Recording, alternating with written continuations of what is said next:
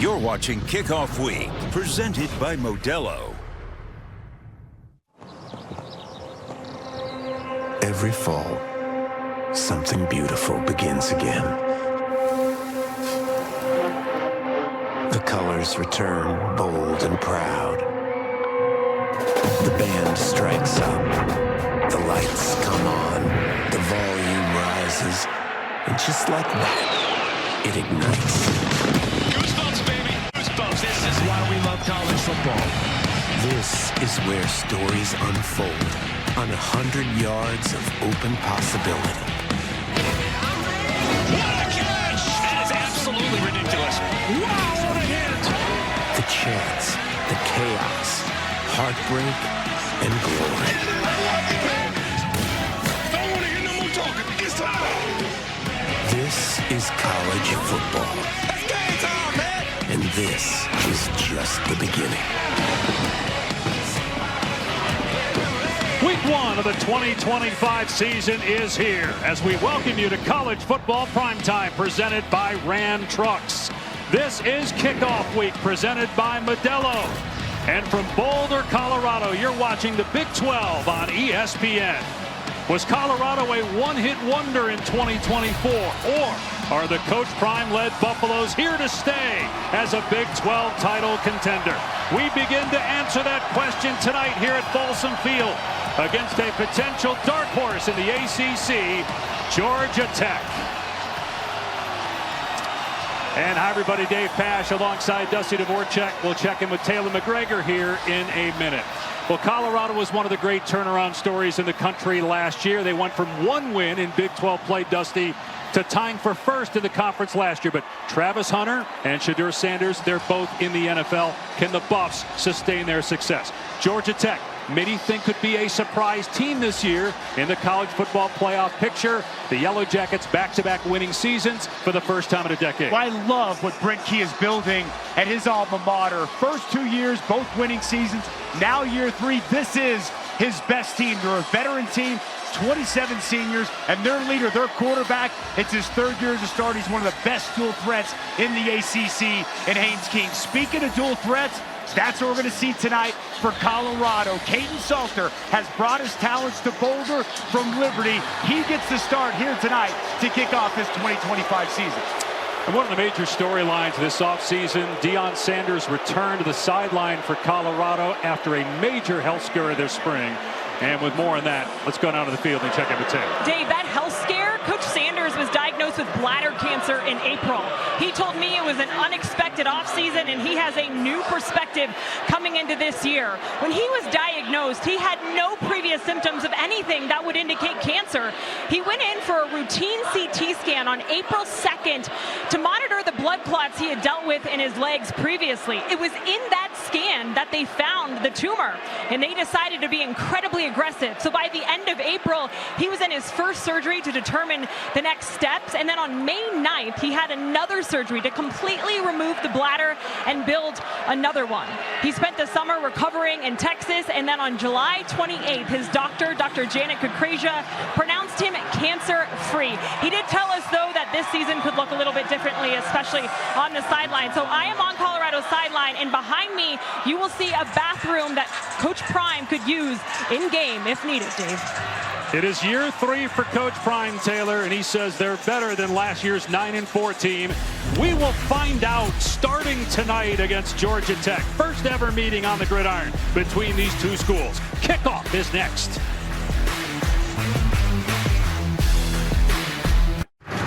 The College Football Playoff begins December 19th and concludes with the National Championship January 19th on ESPN.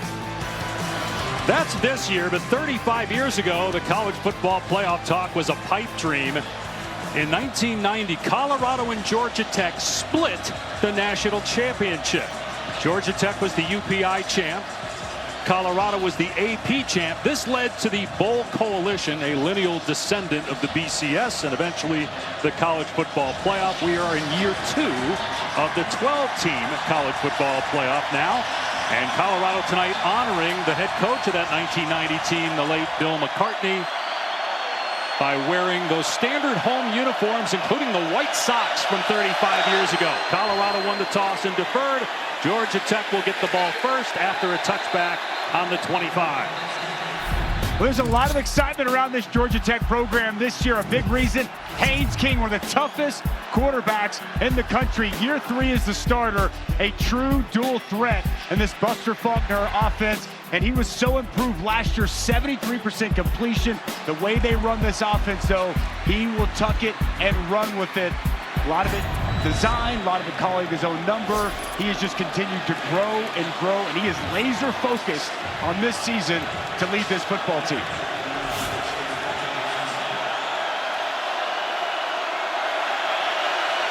He was only sacked 9 times last year in ACC. The third best in the country is Malik Rutherford, the ball carrier on the jet sweep, and he's out to about the 37-yard line. They were second in the conference in rushing last year, a big help to King. You're going to see a lot of motions, a lot of shifts. That's what Buster Faulkner does. Love the perimeter runs, good blocking outside on the opening run of the season. And the ball is fumbled and recovered by Colorado. Martavius Branch comes up with it. Last year, Georgia Tech never fumbled the ball, just 3 times all year.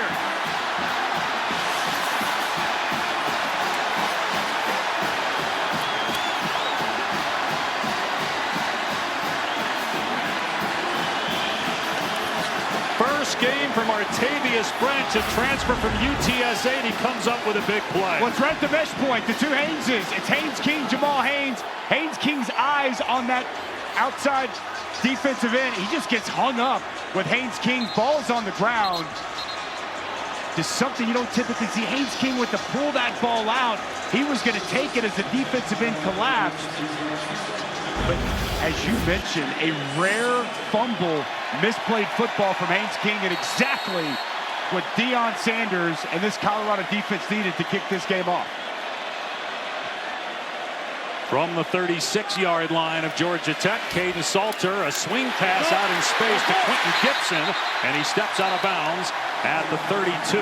They're replacing Travis Hunter, Shedeur Sanders, several other receivers who are now in the NFL. They feel really good about their offensive line as opposed to last year where they gave up a ton of sacks and were dead last in rushing. Caden Salter tied with Cade Klubnik for the most total touchdowns in FBS the last 2 years. 3-year starter at Liberty, making his Buffalo debut tonight, and he'll hand it off. Off the right side, Micah Welch breaking tackles inside the 20 and shoved out of bounds at the 16 after a 16-yard pickup. Boy, just a little counteraction. I love the pad level of Michael Welch. He's only 5'9". He lowers those pads, lowers the boom, and runs through R.J. Johnson to spring a nice opening run. Exactly what we talked with offensive coordinator yesterday, Pat Shurmur. As you touched on, they feel this offensive line's better, a bigger emphasis running the football. Here's Welch again, straight ahead, and he gets popped at the 12-yard line. Big hit by Clayton Powell-Lee. Pickup of 4 on the play. Again, Clayton Powell-Lee was the one that didn't bring it up to the table on that previous play. I like the physicality Colorado coming out with. I like the way Michael Welch, these first 2 runs, running the football between the tackles. He was banged up last year. He's gotten his body right. Looks great here to start this game.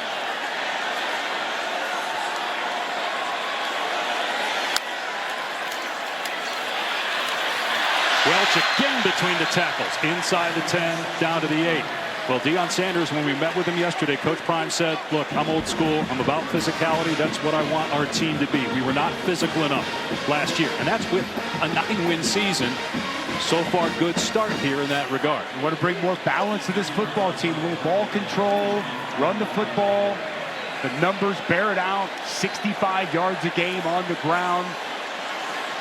And they had a great passing attack, but replacing 4 wide receivers to the NFL, a quarterback gone to the NFL. They feel like this style of football gives them the opportunity to sustain success. Empty set here. Salter on 3rd down and short. With time, everybody covered. Salter gonna fire into the end zone. And it's pulled in for a touchdown by DeKalen Taylor.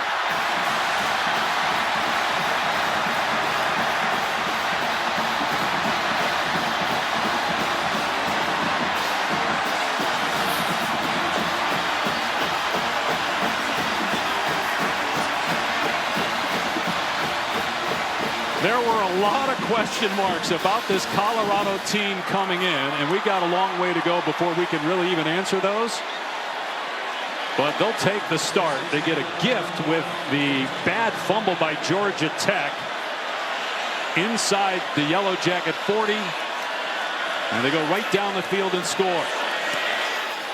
Mata, returning place kicker, puts it through to make it 7-0 Buffaloes. Could not have scripted a better start to this 2025 season for Colorado. They get the takeaway, and now their new quarterback, Kaidon Salter. You can't lose contain on Kaidon Salter. He gets outside, he locates his target.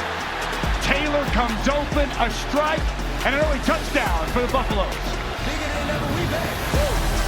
Okay, we back.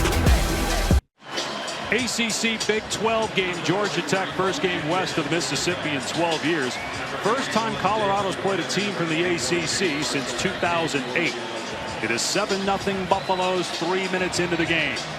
A fumble, a Haynes King, the Georgia Tech quarterback, and Colorado turns it into points. And Tech will start on the 25. An injury to report on for the Yellow Jackets. Here's Taylor. Dave, leading receiver for Georgia Tech, Malik Rutherford, dealing with a left leg injury. He's currently down here on the bike on the sideline. He has been grimacing in pain. You can tell that left leg really bothering him, but an important piece of this offense, sidelined early. Yeah, already a 13-yard run for him in this game. He is on pace to be the all-time leader in catches at Georgia Tech.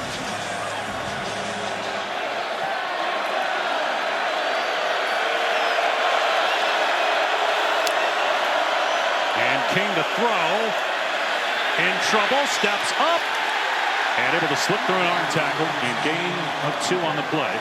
So this is the second time that Haynes King has played in Colorado. The last time was in 2021 when he was at Texas A&M. The game was in Denver against Colorado, his second career start. He broke his leg and missed the rest of the season. Injuries were an issue last year for him. Hoping to get through this season healthy and whole.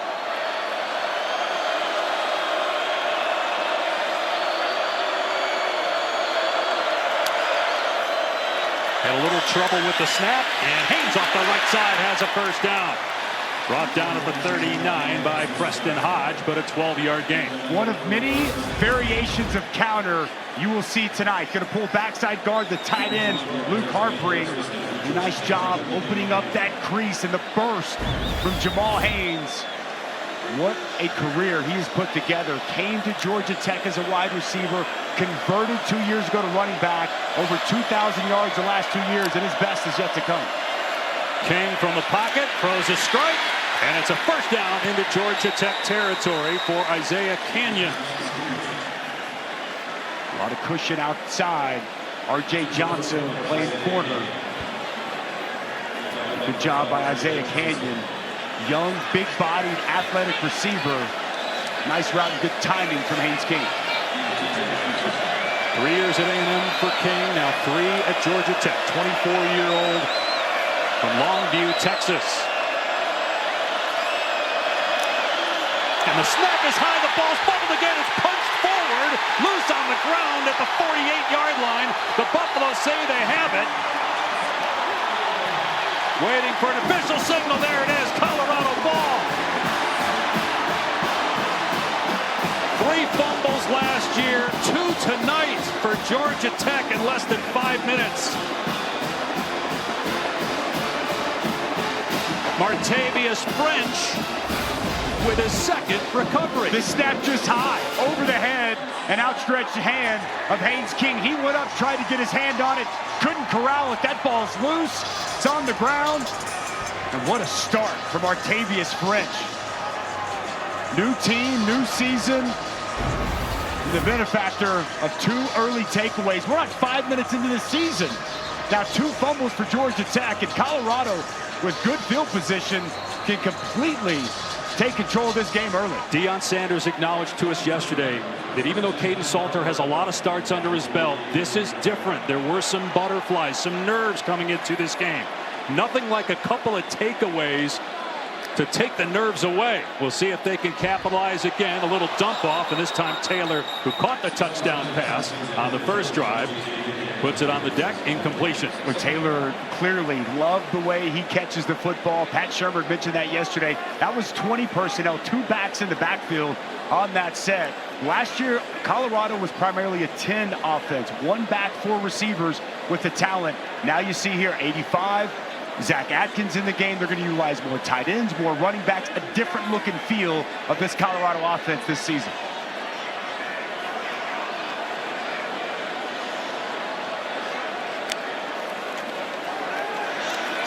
On the rollout, long throw, Salter, and it's incomplete.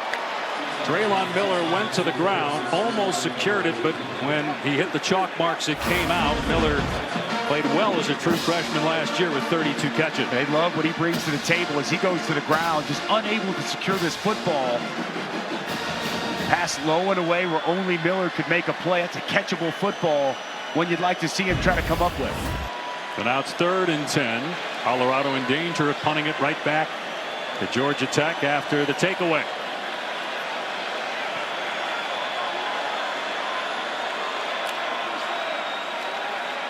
Salter in trouble. What a move in the pocket to escape. And Salter going to hoist it deep on the run. He's got a man in the end zone, but he overthrows the intended target, Sincere Brown, and it's 4th down. Well, it's slick out there. You saw a couple of Georgia Tech defenders slipping and sliding, but also some of that Kaden Salter. You can see just how shifty and elusive he can be. The twist game comes clean. Georgia Tech defender falls. I actually thought Kaden Salter might run for that, Dave. There was a lot of green grass out in front. Got a little greedy, tried to take the whole shot down the field, and pass just sails a little bit long on him. But that's a good hold for Georgia Tech defensively after the 2nd turnover by their offense. So Greaves will try to pin Georgia Tech deep. Eric Rivers is the return man. And it's a short punt. Greaves racing toward the sideline, and the fair catch made around the 17. Georgia Tech kicking the ball around. This happens a lot week 1 games. Sloppy play early for the Yellow Jackets, and they're down 7-0.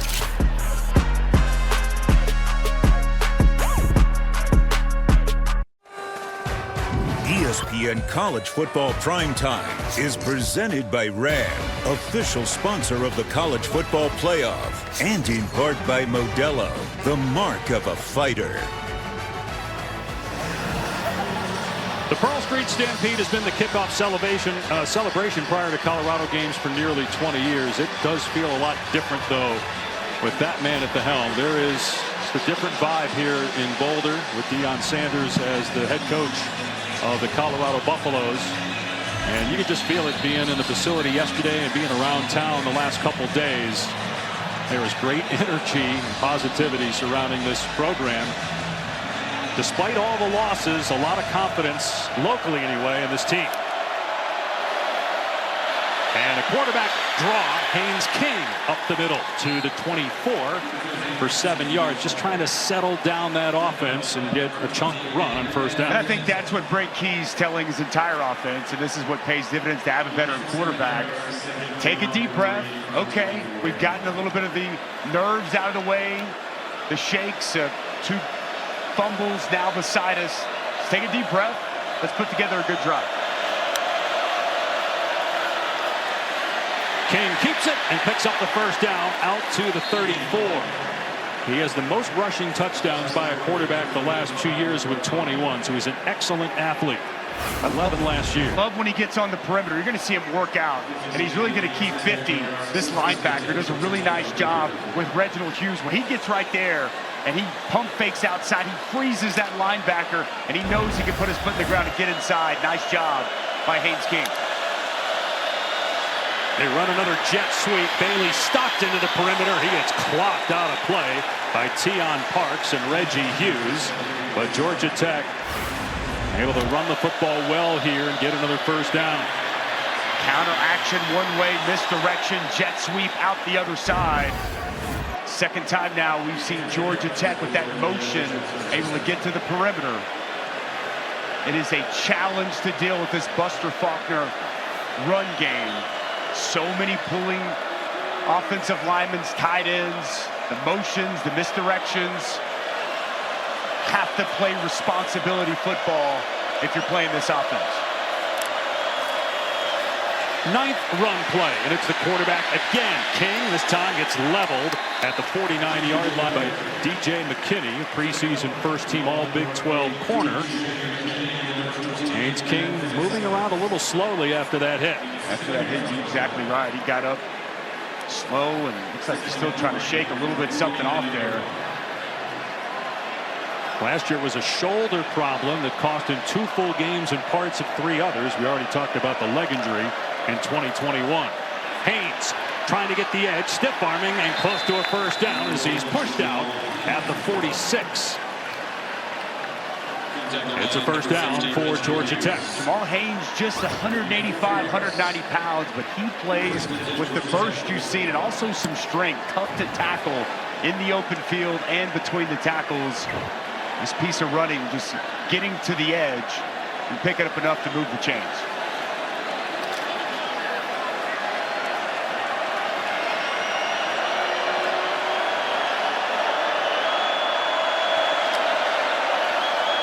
King throwing for just the second time. Got a defender at his feet. He throws a pick right to DJ McKinney. The 3rd turnover by Georgia Tech. A penalty flag in the backfield.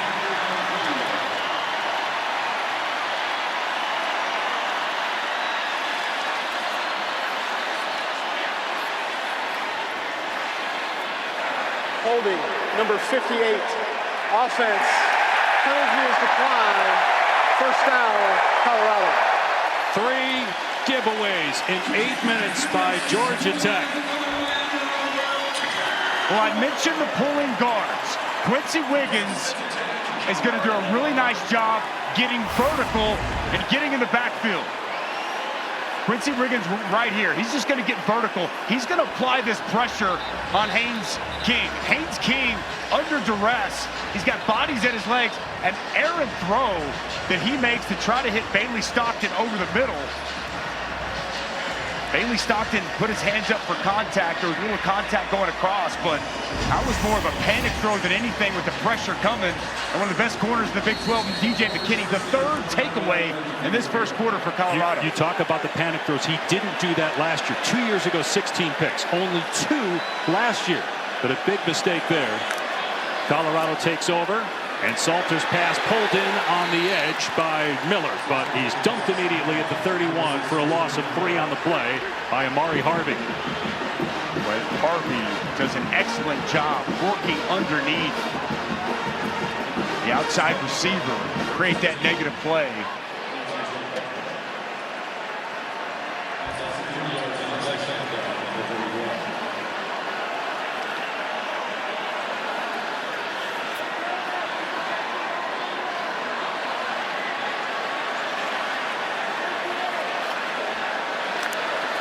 And had trouble with the football on the snap, but Salter still able to get something out of it. Out to the 40, so he got 9 yards on that play before Kamen Spalding takes him to the ground. Savion Riley missed a tackle that would have put Colorado back near the original line of scrimmage. Instead, they're in a manageable 3rd and 4. Just does good by Salter to staying calm. He mishandled that snap initially, and really a nice job by the offensive line, getting push, getting movement, and opening up some space for Salter to move with the football.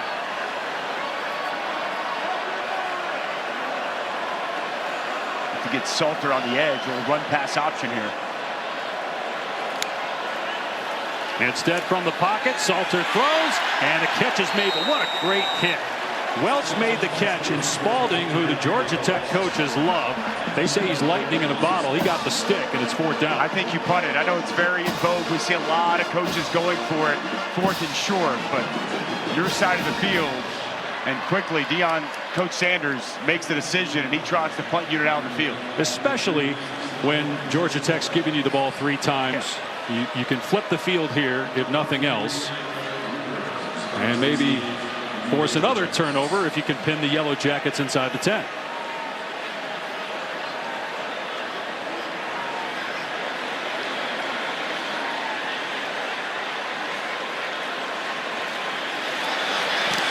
Greaves' first punt wasn't good. This one much better. It bounces at the 10, scooped on the 5 by Rivers.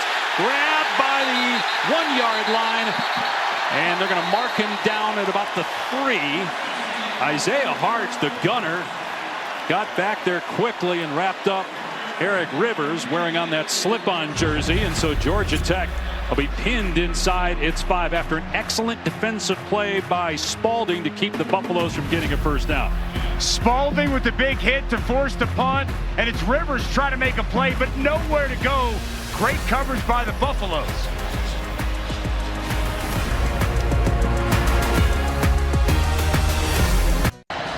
Last year, 10 turnovers in over 900 plays. 12 plays in this game, 3 turnovers. Brent Key, when we spoke with him yesterday, the Georgia Tech head coach, so confident, felt that this maybe was the year. And they're only down 7-0, but man, you got to wonder about that confidence right now. This has been disastrous, and they're backed up again on their own 2.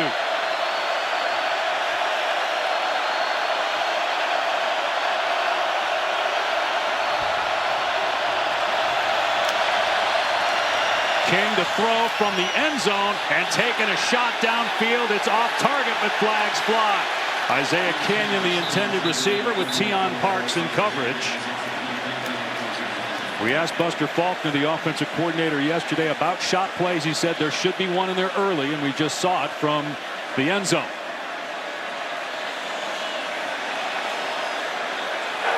Pass interference, number 3.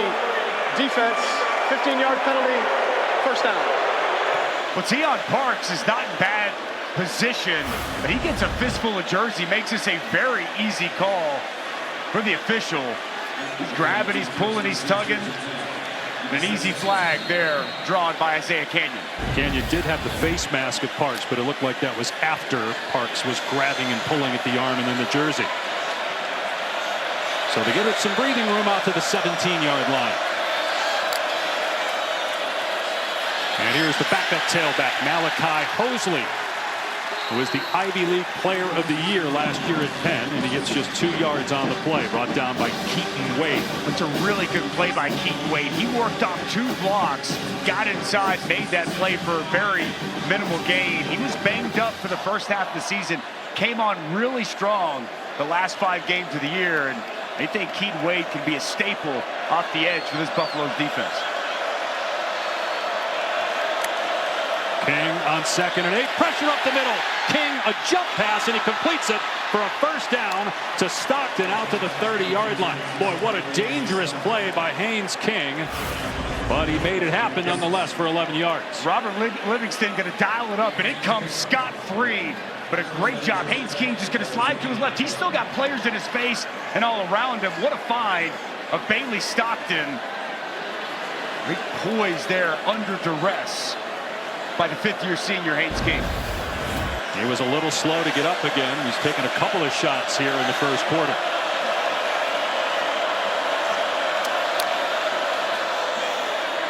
They run it up the gut, and it's Hosley to the 33-yard line. Running the ball hasn't been a problem so far in this game.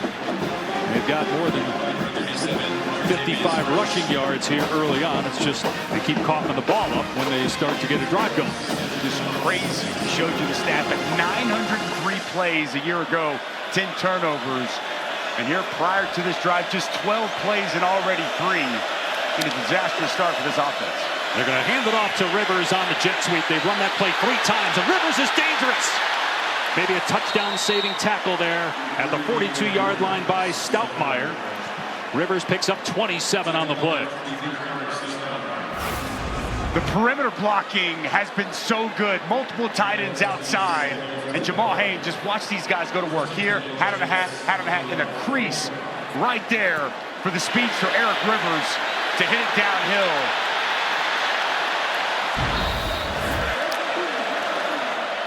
They'll keep it on the ground here with Hosley off the left side. Check that, Haynes down to the 36-yard line. So a gain of 4 on that run there by Haynes as Georgia Tech continues to hand it off. Only a few pass plays here so far in this opening quarter. King 3 for 4 through the air and 13 run plays for Tech.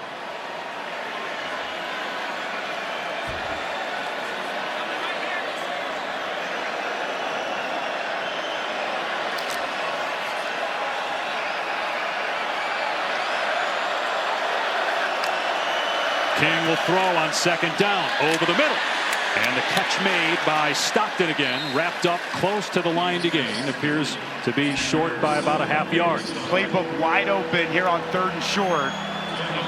But Haynes King, with the size that he brings to the table, the physicality he runs with, love to call his number in short yard situations like this. Georgia Tech goes 2 back with Haynes and Hosley. And it's the first man through. Hosley with the first down inside the 25 down to the 22. Gain of 9. A really nice job on the interior.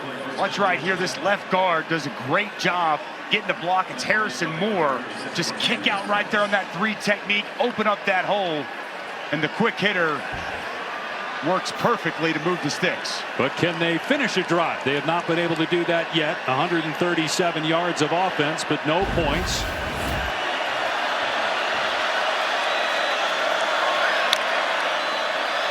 King gives it to Haynes downhill again. And good lane between the tackles to the 18. 4 more yards. Arden Walker on the stop. Inside a minute to go. Once again, just another counter. Pull the backside. Not a whole lot there, but Jamal Haynes just keeps those legs churning in the forward lead. A nice pickup on first down. An 11-second difference here in the game and play clocks at the end of the first. Could be the final play of the quarter. On 2nd and 5. Again, they go 2 back. That's Haynes shifting, and he's the ball carrier, and he's loose, but tripped up at the 10. Otherwise, he probably scores. Jonathan Wade got enough of the shoelaces, and it'll be a first down near the 10-yard line when we start the second quarter. They just give you so much to look at. Jamal Haynes is in the slot. He motions back. Another way to get to counter. It's a hot start for the Colorado Buffaloes. They got 3 takeaways, and they got an early lead here in Boulder.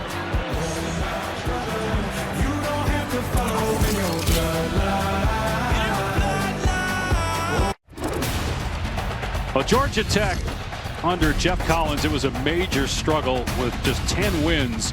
And then Brent Key took over as the interim in 2022. 3rd full year as the head coach. He's 6-1 against ranked ACC teams. First time in a decade with back-to-back winning seasons in Bullbirds. And they have run the ball very well here in the first quarter. Over 100 rushing yards. Nothing to show for it yet. They are on the 10-yard line, 1st and goal. They turned it over 3 times, twice in Colorado territory. Low snap. Haynes off the left side. Dragged down after a 2-yard gain. Taylor caught up with Brent Key. Coach, 3 turnovers, but a chance to tie the game. What do you make of your start?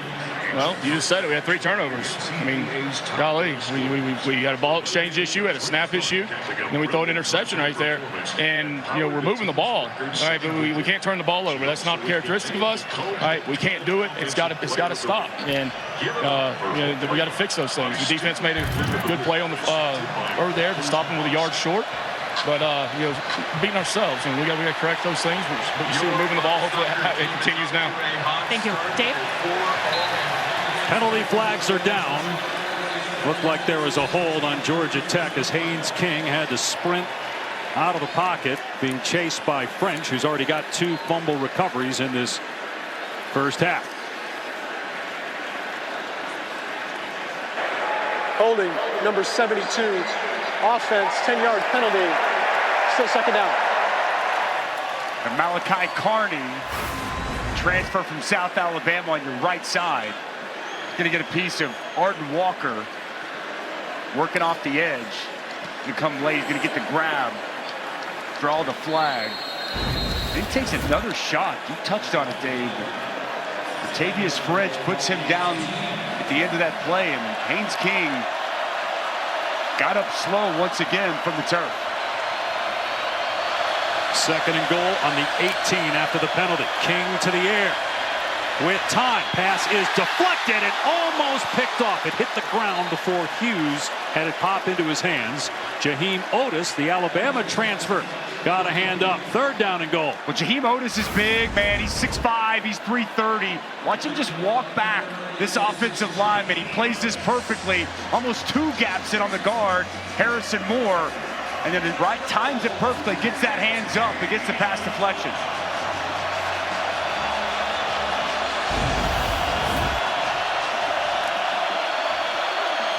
Going to play it safe and run the ball. Down to the 15-yard line is Hosley, and so Georgia Tech will bring on the field goal team. That's an understandable decision, given all the miscues early on, just to make sure they get points out of this drive. Absolutely. You already had a hold that's backed you off. Pass just got deflected. Got to imagine Brent Key's just saying, hey, we just need to get points on the board and get something from this drive. A drive that started on the 1-yard line. Aiden Burr. 32-yard field goal try.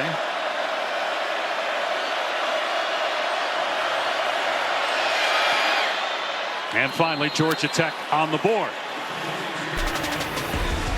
It's 7-3 here in Boulder on opening night.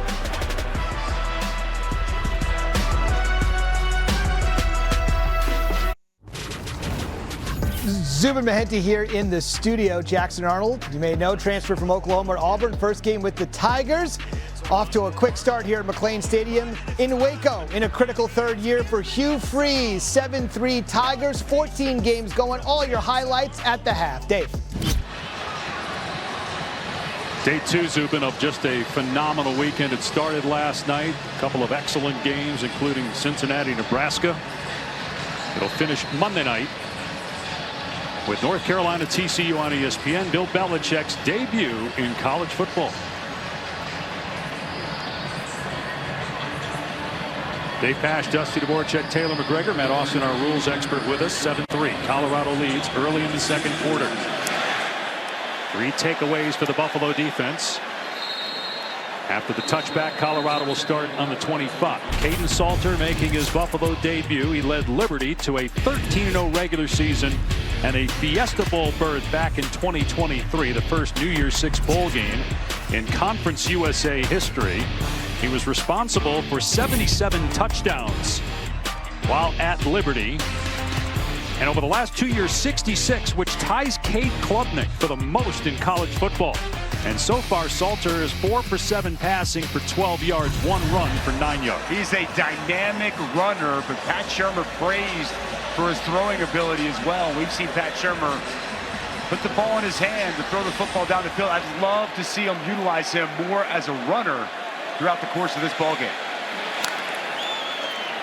To Kalen Taylor running. And a flag down. Taylor got to the line of scrimmage and maybe a half yard. The flag is thrown in the backfield around the 19.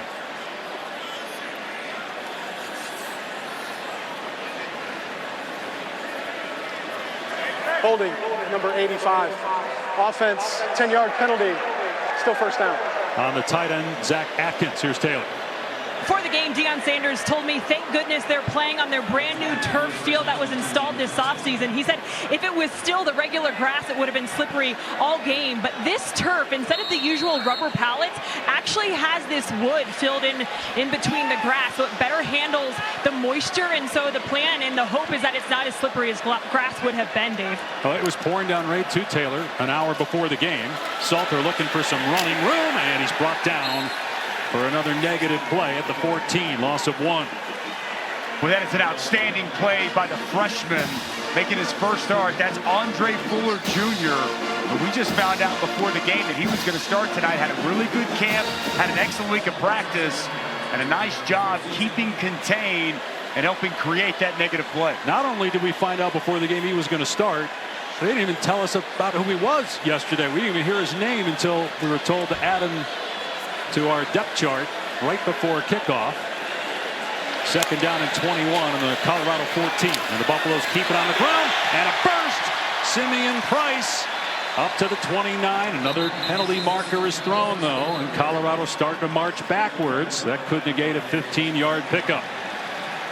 Oh, now Colorado is saying it's on Georgia Tech. They started walking back to the huddle as if they thought, well, we just got busted for a hold. Personal but foul, now it's against face Georgia mask, Tech. number 1. Defense, 15-yard penalty will be added to the end of the run. First down. So that's on Kamen Spalding. And that will put the ball out at the 45-yard line for Colorado. Well, it's outstanding interior blocking. And it's going to be Zarian McGill who gets up to that second level on Spalding. Left hand gets up in the face mask, draws the flag. A nice piece of running there by Simeon Price, right up the middle.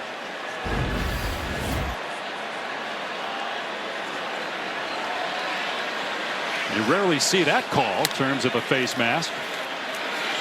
To Kalen Taylor, hit in the backfield, keeps his balance, fighting for yardage, and picks up a couple. Taylor, a transfer from Incarnate Word. He rushed for 900 yards last year. Don't sleep on guys from Incarnate Word. You never know. They might be the #1 pick in the draft down the road.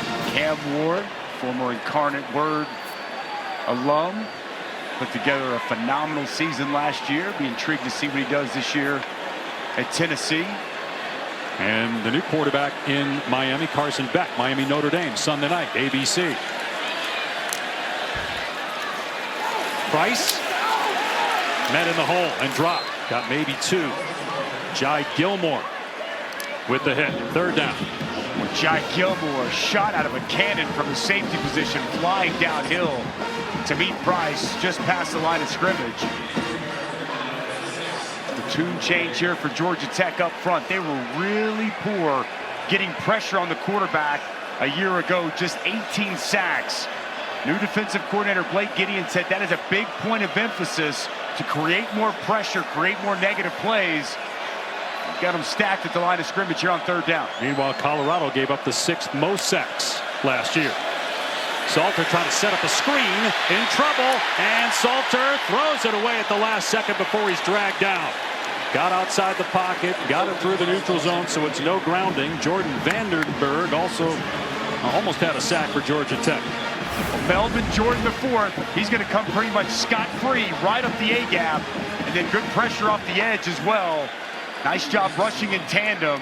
Looked like they were trying to set the screen up, but Caden Salter unable to get the ball out there. There's offensive lineman out in front, but Caden Salter, that pressure was so in his face so quickly, he had to retreat. And a good stop by Georgia Tech to force the punt.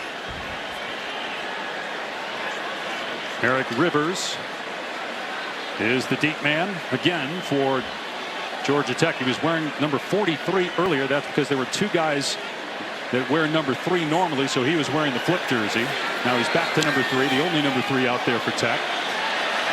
As that punt hugs the left sideline, and it's touched by Colorado before it enters the end zone.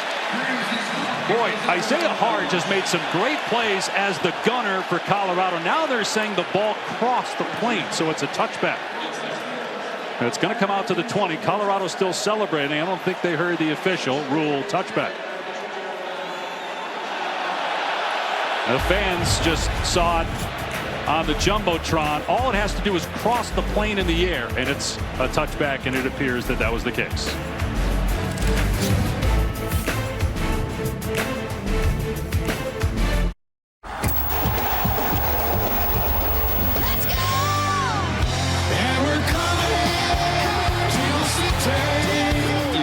For a better setting.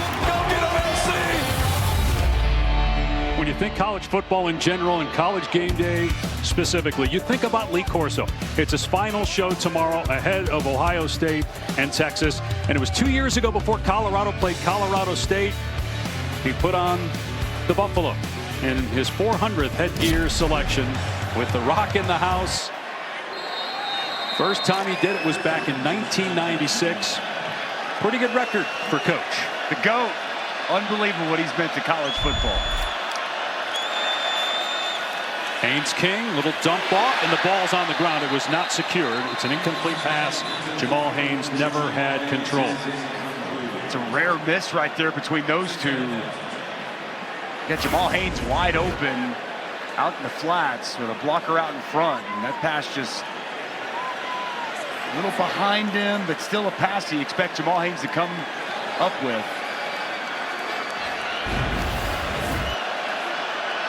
Haynes King 4 of 7 with the interception so far. Last year, 73% completion rate. King looking for room, tried to spin away from one man and downed at the 19 by Quincy Wiggins. It'll be a sack and a loss of 1. Well, it's Brandon Davis-Wade who's going to make the initial pressure, and then you're going to see Wiggins who's going to come in and be able to get the sack. Really nice job working together. Inside pressure. You see there on that quarterback draw, Haynes King try to evade it. Wiggins right there to take him down. Well done by the front for the Buffaloes. Gave up just 9 sacks last year, 3rd in the country, and a school record. They've had trouble protecting King so far. And now he's in 3rd and obvious. Everybody covered. King flag down, and King is down as well at the 14. The flag is thrown at the 30, all the way over here on the near sideline. Okunlola on the takedown. Let's see what the penalty is. Holding, number 9, defense. 10-yard penalty, automatic, first down. It's on Tyrekus Davis, the nickel, way away from where the quarterback was. Going to come right here. Grabs a little bit of the backside of the jersey. It's not terrible, but he does. He gets beat inside, grabs that jersey, and it draws the flag. Negates an excellent pass rush there for Colorado on back-to-back plays. Deion Sanders told us yesterday we got to cut down on the penalties. We were awful in that regard last year. That one hurts if you're the Buffaloes. They run the jet sweep again. This time it's Rivers, and he scoots out of play at about the 35-yard line. We have not seen Malik Rutherford back in a while. Went out early, as Taylor McGregor reported. He's their best receiver, but Eric Rivers is very dangerous. Transfer from FIU. Huge addition they made from FIU. They lose Eric Singleton, they gain Eric Rivers, and we've seen that speed. Told us it was the elite speed that he has, and they expect him to play a huge role here within this offense this season.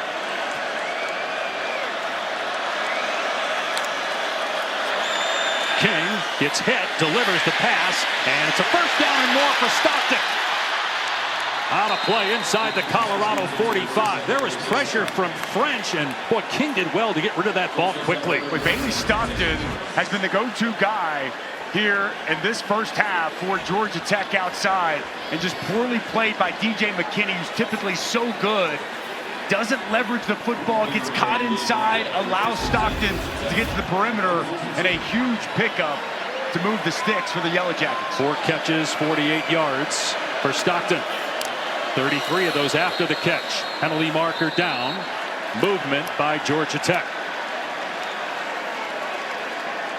Prior to the snap, false start, number 78, offense, 5-yard penalty, still first down.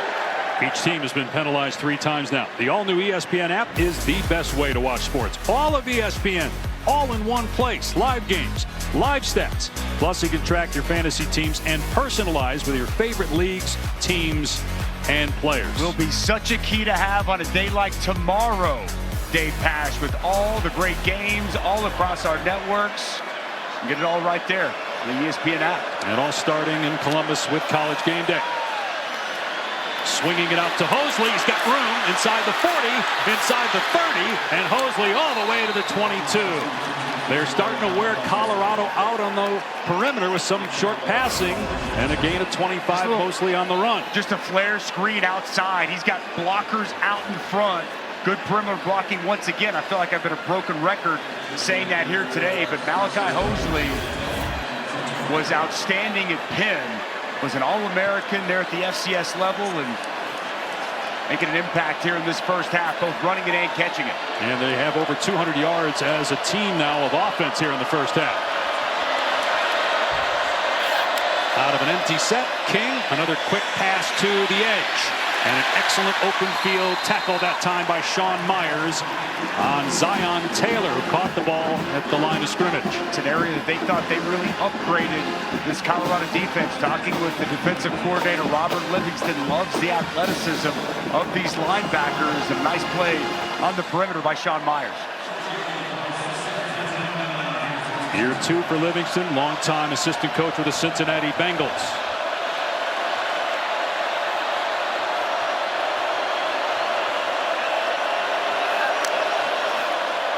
King facing a four-man rush, slings it, complete. Inside the 15 is Rivers.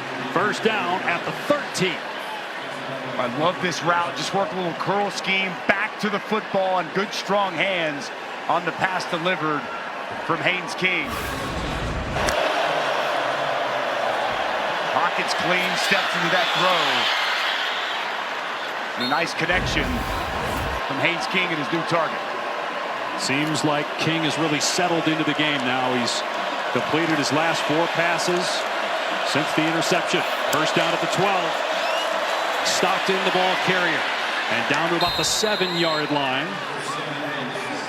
His only touchdown a year ago was in the bowl game against Vanderbilt, but as you mentioned, Dusty, he is being featured here in the first half. Protect. Hand it to him, throw it to him. Just continue to contribute to this offense. And speaking of contribute, Jamal Haynes just delivered a devastating block on the perimeter. These running backs, when the ball is not in their hands, they are still lively within this play. Just shows Britt Key demands from everybody on this offense, on this team, to play physical. Inside the 10 for the second time. Had to settle for 3 last time. Design run for Haynes King. Lowers his shoulder. He'll come up short of the first down by about a yard. It'll be third down. Okunlola in there first for Colorado.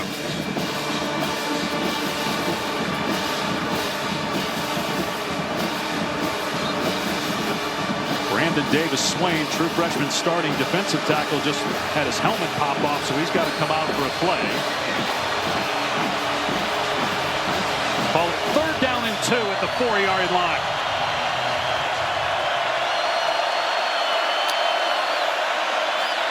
King keeps it, and King hit at the 1, but powers his way across. Touchdown, Georgia Tech.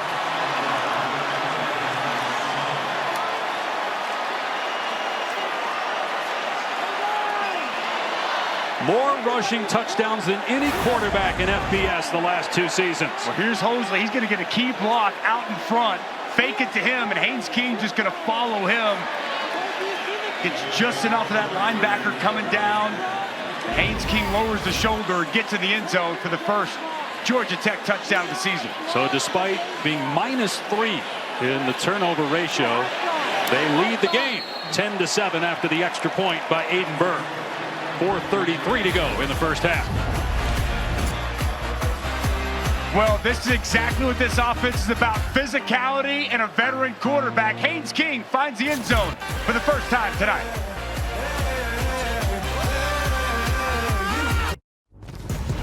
Zubin Mehenti here in the studio. Last time we checked in on Auburn and Baylor, it was Arnold on the ground. Now it's Austin on the ground. Auburn's just tacked on a field goal as well, and they're running away in Waco. Full scores and highlights from around the country at the half. Dave. What did you think Auburn coming into the year, Dusty? I didn't know. I thought it was a huge question mark. They're talented at wide receiver, good offensive line, talented on defense. So many questions. Could Jackson Arnold get it right?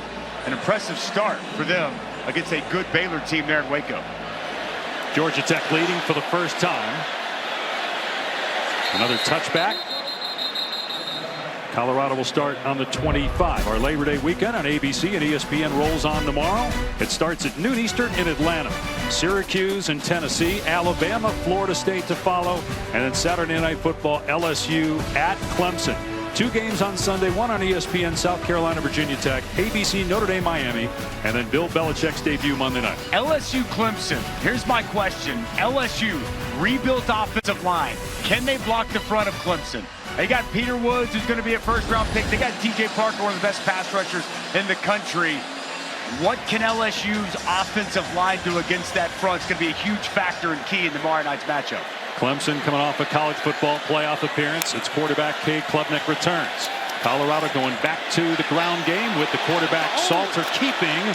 And he's thrown forward close to a first down. And he's got it. It's a gain of 11.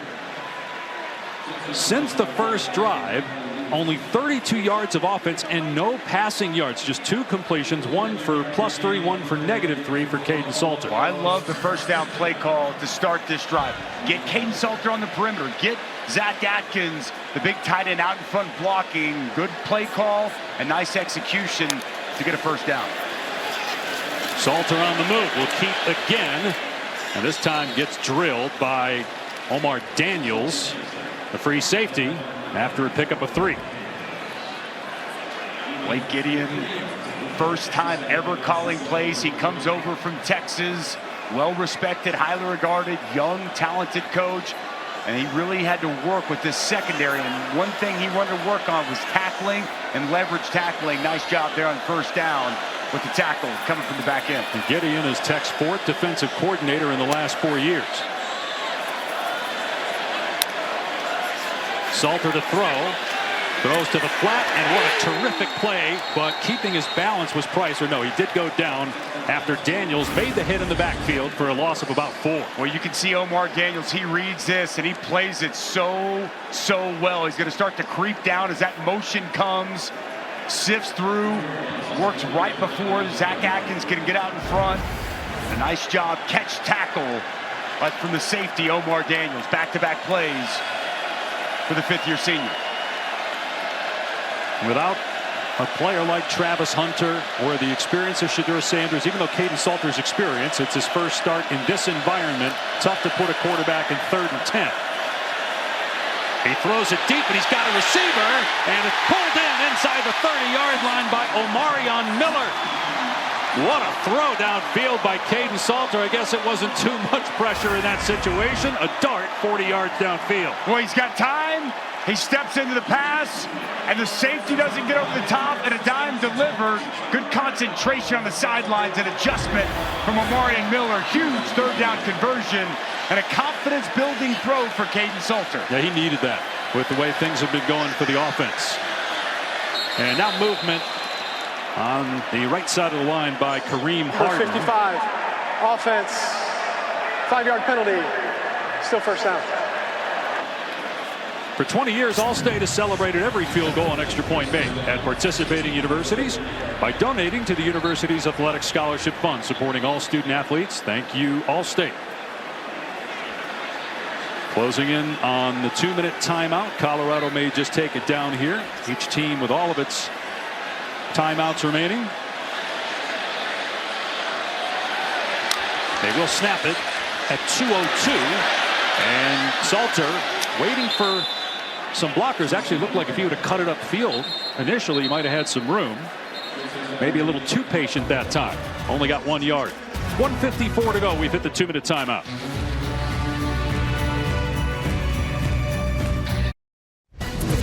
Hey, I'm Zubin Mehenti. Coming up at the half, scores and highlights from around the country, including Auburn and Baylor, which just got a touch closer. Why the showdown at the Shoe is about so much more than just Arch Manning. And Parsons, the Packer, speaks for the first time since the trade that rocked the NFL. All that and more at the half. Dave. My broadcast partner here is a diehard Cowboy fan. He's been in tears for the last 24 hours. I grew up in Dallas. It's been a tough 24 hours, no doubt about that. Meanwhile, Colorado trying to tie the game here before halftime. Going to keep it on the ground in 2nd and 14. They get back to the original line of scrimmage with Price. Bring up 3rd down. I think Britt Key maybe trying to be taking time out here. This was while we were away, Coach Prime showing fire and intensity, talking first to his quarterback and then some coaches and players. Boy, he was really energized yesterday, and he had told us obviously it's been a fight after having to go through what he went through in the spring when he was diagnosed with bladder cancer and had to go through surgery to have his bladder removed.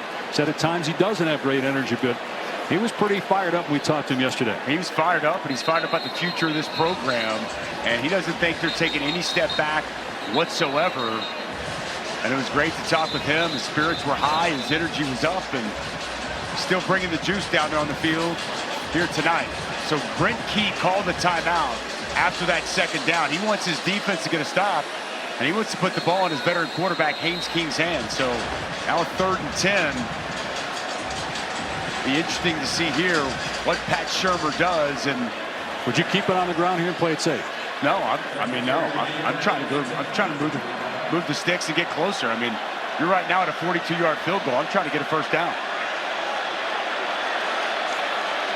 See how much they trust their quarterback. They trust him enough. He's going to throw, in trouble, steps up, and Salter fell forward, actually picked up a yard. Akibo Stone was there first, so it'll be, as Georgia Tech calls another timeout, about a 41-yard field goal try.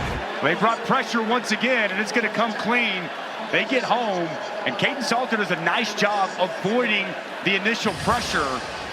Just tries to get something out of nothing, but we've seen now multiple times on third down. Blake Gideon, he's dialing up the pressure on these third down situations. So one timeout left for Tech. They're setting up for a field goal. Let's check in with Taylor. Well, one thing Deion Sanders did say is this is the first time Caden Salter will play in this type of atmosphere. And when I was trying to listen in to what Deion was saying to Salter, I kept seeing Salter cover up his ears as if he was having a hard time hearing what the coaches were saying. So just perspective, because this is the first time he's played in this type of atmosphere, guys. You know, you have the communication, too, with the offensive coordinator, Pat Shurmur. Last year was the first year of that in college. Obviously, Shurmur's been used to that. He did it for 24 years in the NFL. But in this environment, when it's this loud, that can play a role in that communication. 42-yard attempt, Alejandro Mata, who missed just twice last year. 12 of 14 from field goal range. And this one is dead center to tie the game at 10 with 1:39 to go till halftime.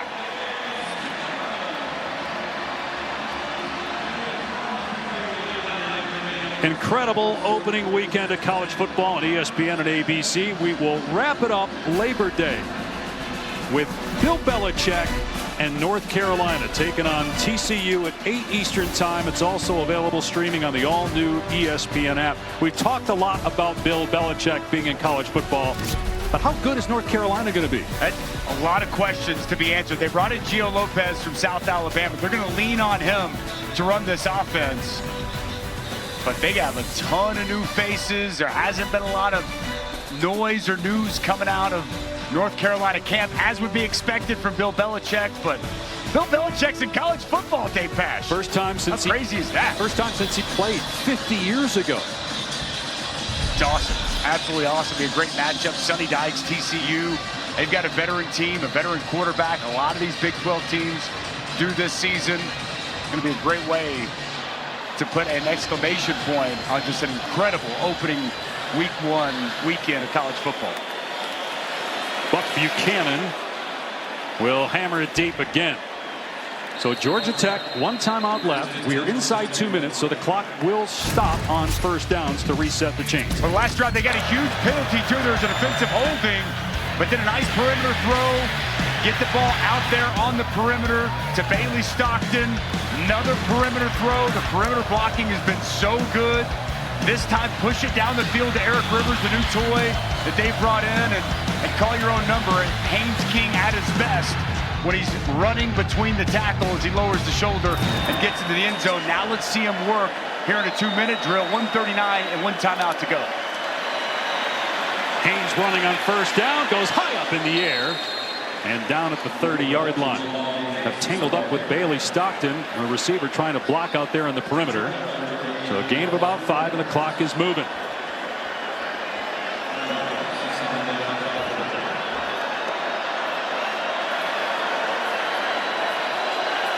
Haynes King hand signaling at the line of scrimmage. Changing the play.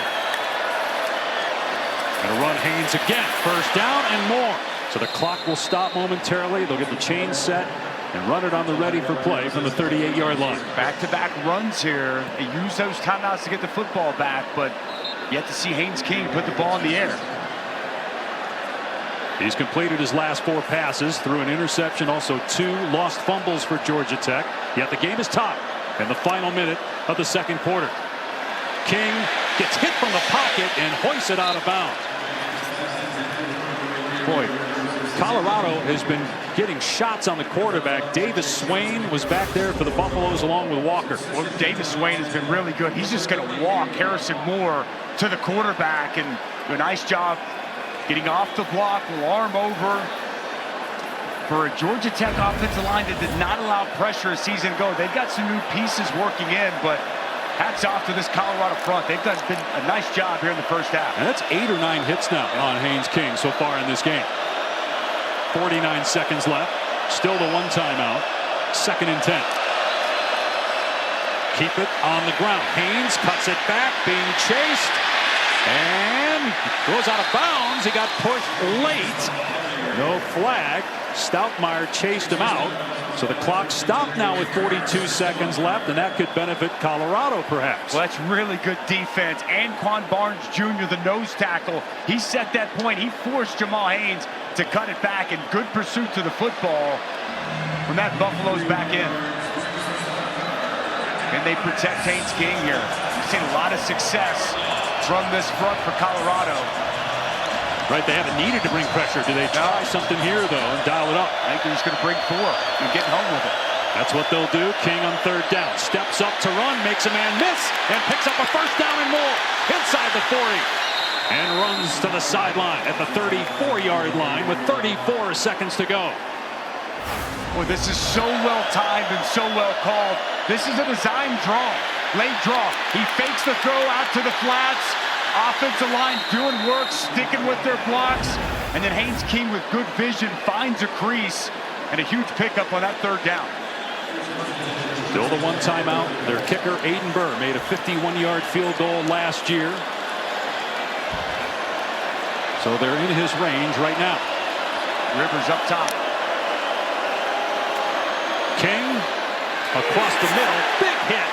That time by Hughes after the catch from Rivers. And the clock at 25 seconds. Timeout by Georgia Tech. It's last. You got to use your timeout there.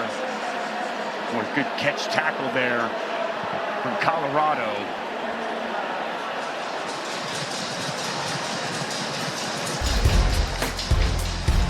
Looking at some notable ACC and Big 12 games other than this one here, week 1. LSU Clemson, Dusty talked about that earlier. He also talked about TCU North Carolina. What about Notre Dame Miami Sunday night, ABC? Well, it's fascinating. CJ Carr is going to make his first ever start. But this is an offense for Notre Dame that's got a great offensive line. Jeremiah Love, one of the best, if not the best back in college football. How much do we see CJ Carr put it up in the air? On the flip side, doesn't feel like everybody's written Carson Beck off. Yes, it does. He was pretty good at Georgia. I remember him winning a bunch of big games. And speaking of winning big games, when is Mario Cristobal going to win that first big game? Huge matchup, and I actually think Miami's going to give Notre Dame all they want. I think Carson Beck steps up and plays well against that good Irish defense. Really big weekend for both the ACC and Big 12 in terms of earning early credibility with the eventual college football playoff selection committee. Last year, the ACC got 2 teams in the 12-team field, Clemson and SMU. Big 12 had 1 in Arizona State, a team nobody thought would get in. They are the highest-ranked Big 12 team, number 11, coming into the year. It's about perception, and it's opportunity early in the season, and a lot of opportunity here this week 1 for both the Big 12 and the ACC. No timeouts left for Georgia Tech. 2nd and 9 from the 33 of Colorado. Again, Haynes King changing things up. Play clock down to 5. Run play. Hosley gets through a hole and wrapped up at the 26-yard line. You a little surprised by that? Yeah, I am very surprised by that. Haynes King checked into it, and they're going to have, I think they're just going to spike it and play for the field goal. It's 3rd and 2. Got to run a play. You can't spike it now, right? Again, I think they're just playing for the field goal at this point. Certainly looks at it. Yeah, he waited long enough there to snap it and spike it. I would have thought, I mean, they're breaking tackles between the tackles. Why not hand it off there? Well, if you hand it off and you get tackled, you're not going to have time. It'd be tough to run a field goal unit on the field. Well, that's because they waited so long. If they just got up there and snapped it quickly, maybe not. But they were able to spike it with 4 seconds left. Looking for the lead going into the locker room. A 43-yard try by Aiden Burr.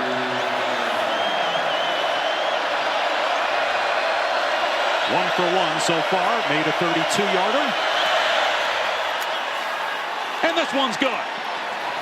And it'll be a 3-point Georgia Tech advantage despite 3 turnovers at halftime.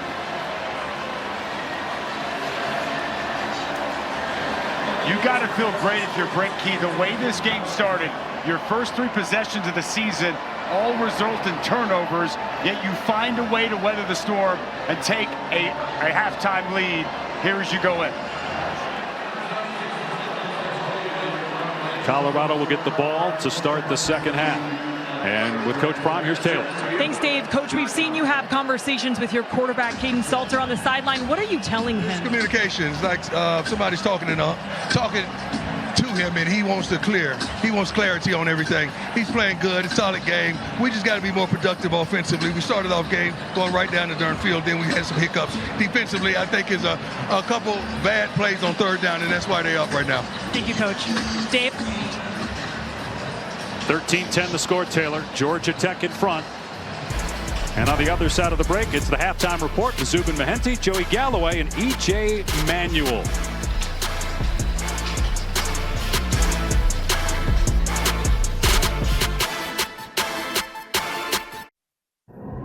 You're watching Kickoff Week, presented by Modelo. And welcome back to College Football Primetime, presented by Ram Trucks. This is Kickoff Week, presented by Modelo. From beautiful Boulder, Colorado, in the foothills of the Rocky Mountains, you're watching the Big 12 on ESPN. It is Georgia Tech leading on the road 13-10 as we get ready to start the second half. Tonight's game flow brought to you by Progressive, a turnover-filled start for Georgia Tech. It was sloppy the first 3 possessions. Fumble exchange, fumbled snap, then Haynes King under pressure, get people at his feet, forces a throw he doesn't need to force, throws an interception. He had 2 all of last year, and it was a treacherous start, and Colorado able to cash in on one of those turnovers. Their new quarterback, Caden Salter, gets outside the pocket, locates the running back Taylor for a touchdown. But once Georgia Tech settled in, they score on 3 straight possessions. That one Haynes King touchdown. A touchback again, and so Colorado will start on the 25. Dave Pasch, Jesse Dvorak, Taylor McGregor with you. And Georgia Tech has settled down since those giveaways, and they're on pace for about 600 yards of total offense. Colorado, Dusty, on pace for about 250. So how do they get going offensively? Well, I think they need to run the football. I thought they had success with Michael Welch, with Price, heading the football off early. I think Caden Salter's even run the ball well, but they haven't stuck to it. I think in the second half, you find a way to really try to establish the run and soften up this Georgia Tech defense. It's interesting. We were told we'd see some of Juju Lewis, the freshman phenom 17-year-old quarterback. But it's been all Caden Salter so far at QB for the Buffaloes. And they will try to run it here per Dusty's suggestion, and breaking free down the sideline is Michael Welch. He stepped out of bounds at the 47, but a great start to the third, a gain of 22. Well, they saw Georgia Tech run so much counter, they're doing it themselves. Pull backside guard, pull the backside tackle, and they're able to get a crease for Michael Welch. Doesn't take much. Good patience, running behind his blockers, and then the burst through the hole. Great way to start this second half. I would continue to give 29 the football. He didn't get enough touches in the first half. That's got to be a big point of emphasis here in the second. That's their longest run play of the day, second longest play overall tonight for Colorado. Welch again with room between the tackles and a pickup of 6. Let's check in with Taylor. Dave, Brent Key told me, he told his team at the half, I am proud of you. You were able to put those turnovers behind you and play our brand of football. He even had a smile on his face, much different than what we saw after the first quarter. He said, we will continue our brand of football, which we know they love to run the football. 182 yards in the first half. I would expect that to continue. Also, Malik Rutherford is questionable for the second half. Yeah, he's not played, Taylor, since that first series, and he's their best receiver. 3 straight run plays off the left side this time, and coming up short of the first down is Welch, tackled by Matthew Alexander. So third down and a couple. A third medium here. I think give Caden Salter the opportunity to call his own number. A little read zone. He's able to read the defense, potentially get out to the perimeter. Bring in a bigger running back here and Simeon Price. And keep this on the ground, though.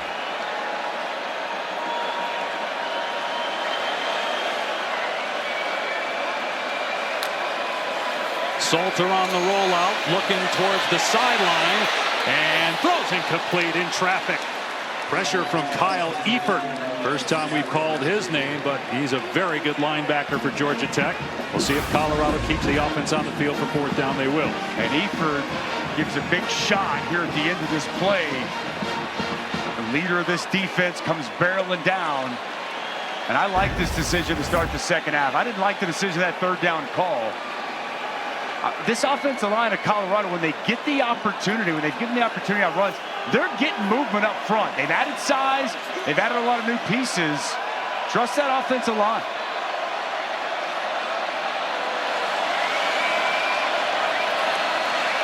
Maybe just trying to draw. Yep. Take it down. Not sure I agree with that decision this early in the third. Just take the delay of game at that point. If you're going to do it, they will. Don't burn a timeout. And now you've got Buck Buchanan. He's got a pretty strong leg. He's made a 57-yarder. And had they not taken the penalty, it would have been quite a long field goal. But still, you got a guy that's made it close to 60 before.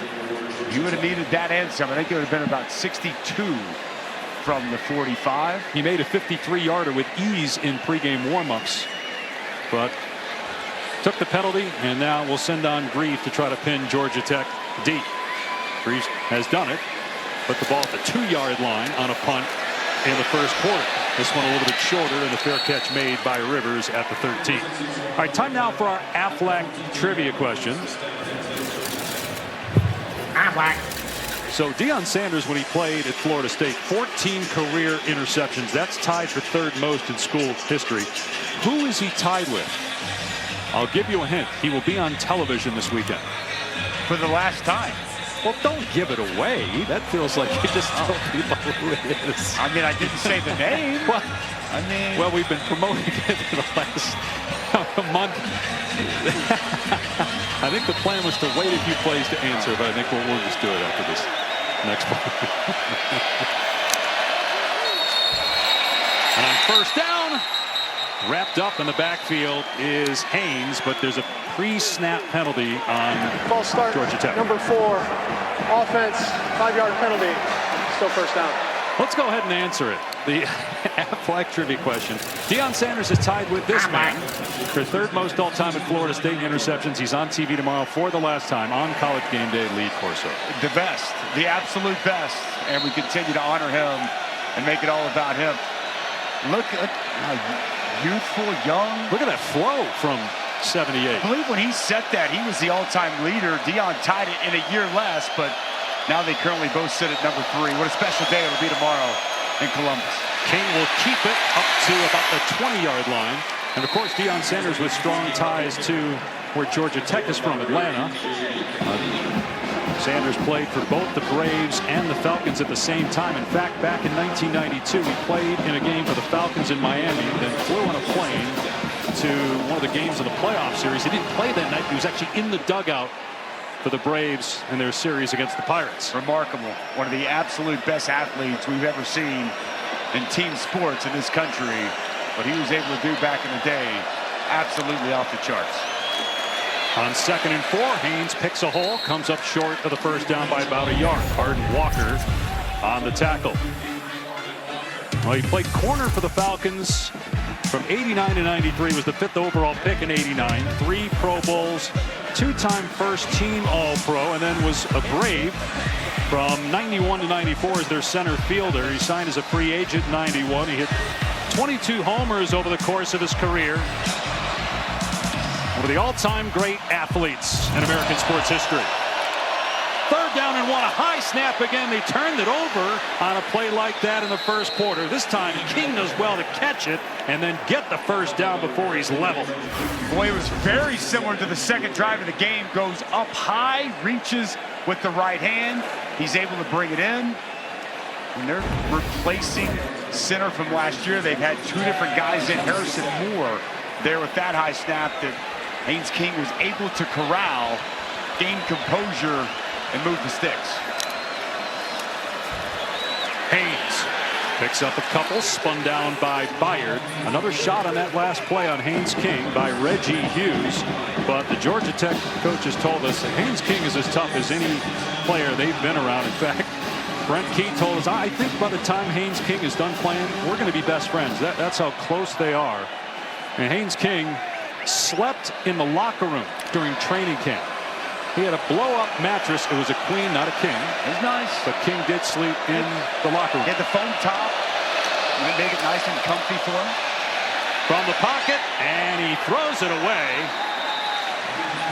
Surrounded by defenders, so it brings up 3rd down and 9. There's the setup for Haynes King during training camp. Now, he told us his bed is unmade there, but he did make it every morning.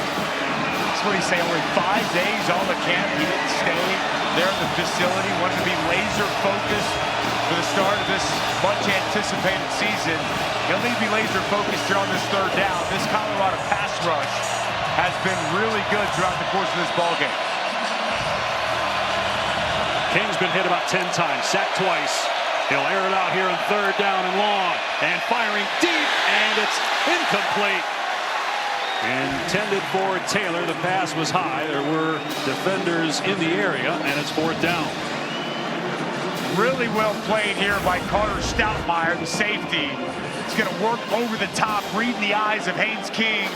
Gets there in the viewpoint of the intended target, Zion Taylor. That pass a little bit high, but really well defended there on 3rd down. Defensive coordinator Robert Livingston loved what he saw from his defense on that sequence. And now a timeout called by Colorado. The Buffaloes have to burn one early here in the 3rd quarter on 4th down. Maybe didn't have enough men on the field. Back in a moment.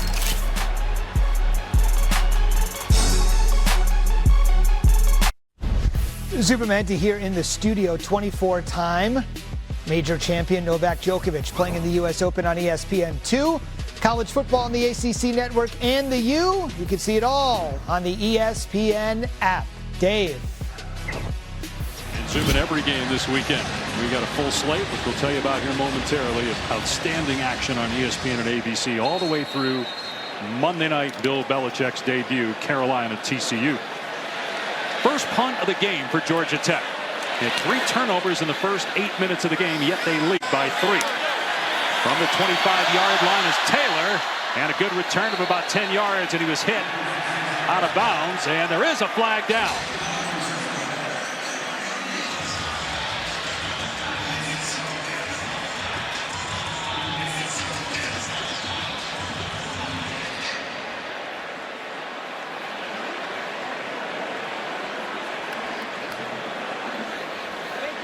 Personal foul, face mask, number 21, kicking team. 15-yard penalty will be added to the end of the kick, at the end of the run. 1st down. Dalen Gordon grabbing the face mask and twisting it, clearly a penalty. So here is the menu for you this weekend. Starting on ABC at noon tomorrow, Tennessee, Syracuse, and ending Monday night, TCU, UNC. Great games in between, including Bama, Florida State. 3:30 ABC. What's not to love? I love that Alabama offensive line. They've got some absolute dudes up front, and I think that's going to be the difference. Their offensive line against Florida State's defensive line. Ty Simpson making his first start. What's that look like? And then Thomas Castellanos, he was talking, a little chirping this offseason. It's going to be a good one, and everybody wondering, will Mike Norvell and Florida State bounce back? And Alabama, year 2, Kalen DeBoer, they got to get to the playoff, right, Dave? You would think there's some pressure there. Externally, certainly. It's starting to rain again here. It did not rain once the game started, but about an hour before kickoff, it was pouring. Salter has Taylor wide open inside the 35, and Taylor down to the 30, dragging defenders all the way down to the 29.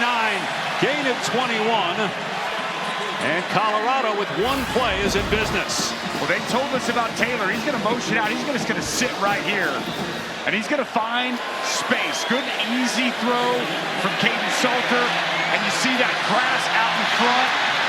Excellent burst from Kalen Taylor, the pickup after the catch. They say he is a home run threat. You saw him break some tackles there. They go back now to Welch, bouncing it to the perimeter, breaking a tackle at the 25, and scoots out around the 20. Gain of 8. Missed tackle by Gilmore on Welch. It's good blocking as well. 72, Zylan Chrysler gets out in front. Michael Welch, we've seen him run with power, a little stiff arm to the turf. But he's running strong here tonight. He's averaging almost 9 a carry. Michael Welch. looks good here in the opener. Keep feeding that man the football. 62 yards. He had 4 touchdowns last year as a true freshman. 2nd and 2 from the Georgia Tech 20-yard line. Welch again. He gets hammered at the line of scrimmage, but bounces off the hit from E.J. Lightsey and picks up a first down. Good on his feet right there. Not much there initially. Little jump cut back. It's vertical north and south. Center of gravity so low. He's listed at 5'9". I'm going to take the under on that. Very compact, almost like a bowling ball. Yeah, he packs a punch for sure. He does. Just a 3-star prospect out of high school in Georgia. Not really recruited by Tech. Salter on the roll-off, jukes the defender and takes off inside the 15 and gets drilled at the 10-yard line out of bounds. And a flag comes in. Amari Harvey with the late hit at the 10-yard line.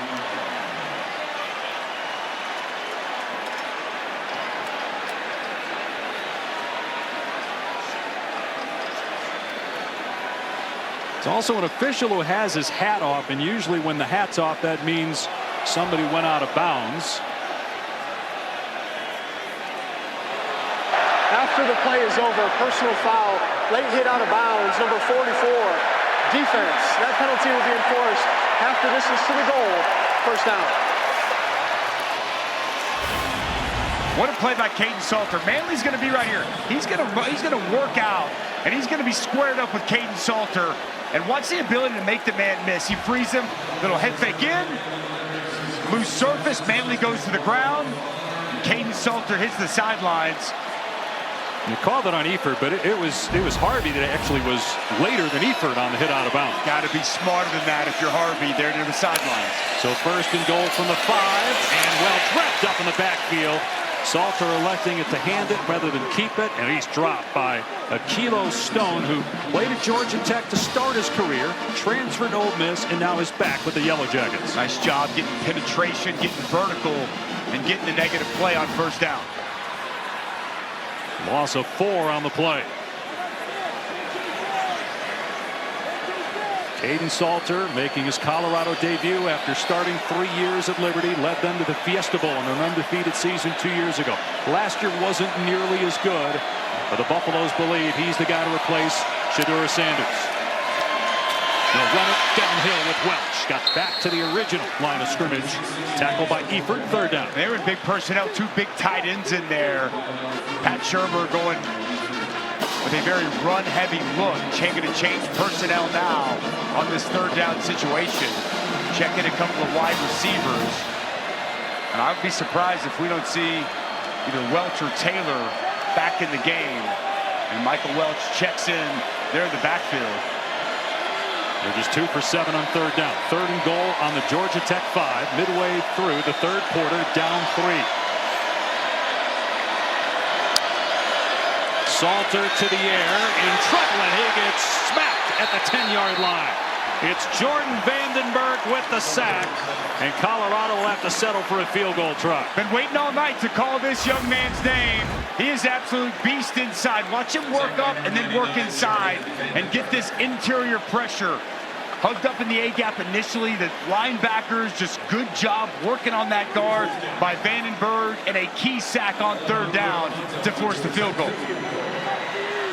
Alejandro Mata made a 42-yarder in the first half, and this will be a 29-yard try to tie the game.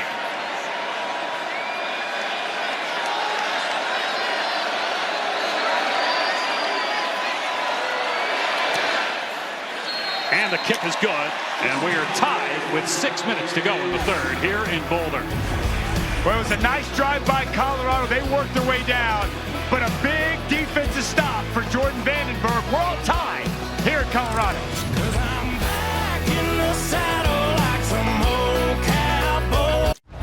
3 years ago, the year before Deion Sanders was hired as head coach, Colorado went 1-11, and then in 2023 got off to a great start, 3-0. But then they lost 8 of their final 9 games. They won 9 games last year, tied for first, but lost on tiebreakers, did not play in the Big 12 title game. The last time they had consecutive winning seasons, 2004-2005. It's a Hall of Fame staff led by Deion. You got Warren Sapp. Marshall Falk is now in his first year as the running backs coach. he really has done an outstanding job. And I think the big question was, now what? We saw what you're able to do with Shedeur, with Travis Hunter. What's it going to look like now? It's 13-13, 6 to go in the third quarter, and I like what I'm seeing, some aspects of this team that we did not see in those previous 2 years. Going to be another touchback. There are several other former NFL players on the staff. Devonta Pecco, who was a long-time defensive lineman. 15 years in the NFL, 8-time captain. They bring him in to be that defensive line coach in Warren Sapp. It is just littered. Pat Shurmur, former NFL head coach, your offensive coordinator. I mean, it's just... They have NFL people. Von Bell was up here working with the defensive coordinator yesterday, Robert Livingston. It's just... And another Hall of Famer here. And while Randy Moss is not part of the Colorado staff, we're certainly glad he's part of our team after his cancer battle, bile duct cancer, but back on the air with ESPN. Deion said he was a big help to him when Sanders was going through bladder cancer, and both guys are now cancer-free. Pass over the middle, caught. It's Luke Harpring and his dad, Matt, former NBA standout, more than 10 years in the league, gain of 13. Well, you're running as much as you do, and watch what happens. It opens this up because the linebackers are flowing heavy. Nobody there to account for the tight end over the middle. Good play action and a good find from Haynes King. Harpring 3 catches all of last year. That's his first of 2025. And King going to keep it here. Up to the 40 and spun forward to the 43-yard line. So that's the 12th carry for Haynes King. Last year, just shy of 600 rushing yards. And he's hobbling again. He's slow moving and hit a lot so far in this game. He's really slow moving right here, Dave. We've seen this several times throughout the course of the evening. London Merritt, the true freshman, takes him down. Oh, I think it got hit. Might have gotten hit a little bit below the belt, for sure. Haynes trying to get the edge, and great tackle in the open field. What a debut for Martavius French for Colorado, a transfer from UTSA. He's got 2 fumble recoveries and that takedown there. Love the way he worked his way down the line of scrimmage, continued to stay in perfect position, and a nice tackle for the loss. King on 3rd down and 6. Colorado bringing pressure. King's pass is caught, and close to the line to gain is Harpring because he fell on Johnson. He wasn't down. He fell on the opponent and therefore was still alive and got really close to the first down at the 48-yard line. Well, I expect they're going to go for this if it is short. It is a first down. They just signaled. Moving it. It's a nice job by Harpring. Second play on this series, and you're exactly right, Mr. Pash. As he falls on top of Johnson, I don't see, did that left knee go down initially? Didn't look like it. We're going to review it. Our first review. Extended review anyway. Back in a moment with 4:03 to go in the third quarter. Left knee was down, and so the replay is overturned. It's 4th and 1. Georgia Tech will go for it. Expecting them to go for this all along. We'll time sync this for you. You can see where the left knee's down, where the ball is at. Good job by our camera crew putting this together. Good job by the replay booth. I agree with this play call. I'm keeping the ball in Haynes King's hands. ESPN analytics say to go for it as well. Empty set for King. Gets under center and quarterback sneak. He gets the first down up to midfield. I love that smart motion. Jamal Haynes out. Go up like you're going to change the play call and then get right behind your All-American right guard, Keelan Rutledge. He's going to get that movement. Haynes King ain't no fool. He's going to get behind one of the best guards in college football and move the sticks. Rutledge, a preseason All-America, second year at Georgia Tech, transferred from Middle Tennessee. Fresh set of downs, just shy of midfield. Haynes trying to get the corner, and he does with great hesitation. Then he turns on the burner and picks up 8 yards. Let's go to Zubin in the studio. Dave, check this out. In an absolute shocker, Brad Larson of FCS Tarleton State to defeat Army in overtime. Seconds ago, Wake Forest just got past Kennesaw State. What a Friday night. And well, after Army had that incredible year last season. The American Conference champion, their first year in the league, and now they lose to Tarleton State. Had a big upset last night with Boise, ranked 25th, and blown out by South Florida. Big hit in the backfield. Haynes runs right into the waiting arms of Amari McNeil. This is great penetration. Watch him come from the sides. He's going to get vertical, going to get inside, swim move. They're going to pull that guard. He's going to swim over the back block. Good anticipation there by Amari McNeil, getting the negative play. Loss of 2. It is 3rd down and 4 at the Colorado 45. Tight end in the backfield. King will keep it running behind that tight end. And it's a 1st down for Tech, down to the 38-yard line. That was J.T. Byrne paving the way for a 7-yard run. Again, they just do so much stuff. They're going to pull guard, and then they're going to get a tight end fullback, lead up on it. Another way to run quarterback counter, and it's blocked to perfection. The hesitation, and then north and south running from Haynes King. 83 rushing yards for King on 14 carries and a touchdown. King will hand it off this time to Hosley, and Hosley gets inside the 30. I'm actually going to say get down to the 29, so pick up a 9 there for Malachi Hosley. I really enjoy talking with the offensive coordinator, Georgia Tech, Buster Faulkner, and just talking with him about this offense and how it's involved. He has background is in the air raid. This looks nothing like the air raid. And he's built this offense, and they've continued to evolve it and to build it. So many different variations, so many different looks, so tough for defenses to defend. Hosley, 1st down run. And he keeps going, carrying Colorado defenders inside the 20. Gain of 11 as they are leaning on that defensive line here the last couple plays. That's what you start to think about. Colorado's done a nice job rotating bodies throughout. But you think about the body blows all throughout the course of this game.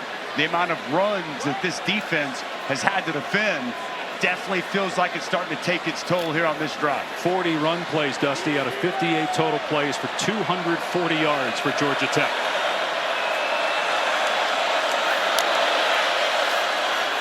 King will keep it, cuts it back inside the 10, and King into the end zone. Georgia Tech retakes the lead with a King touchdown.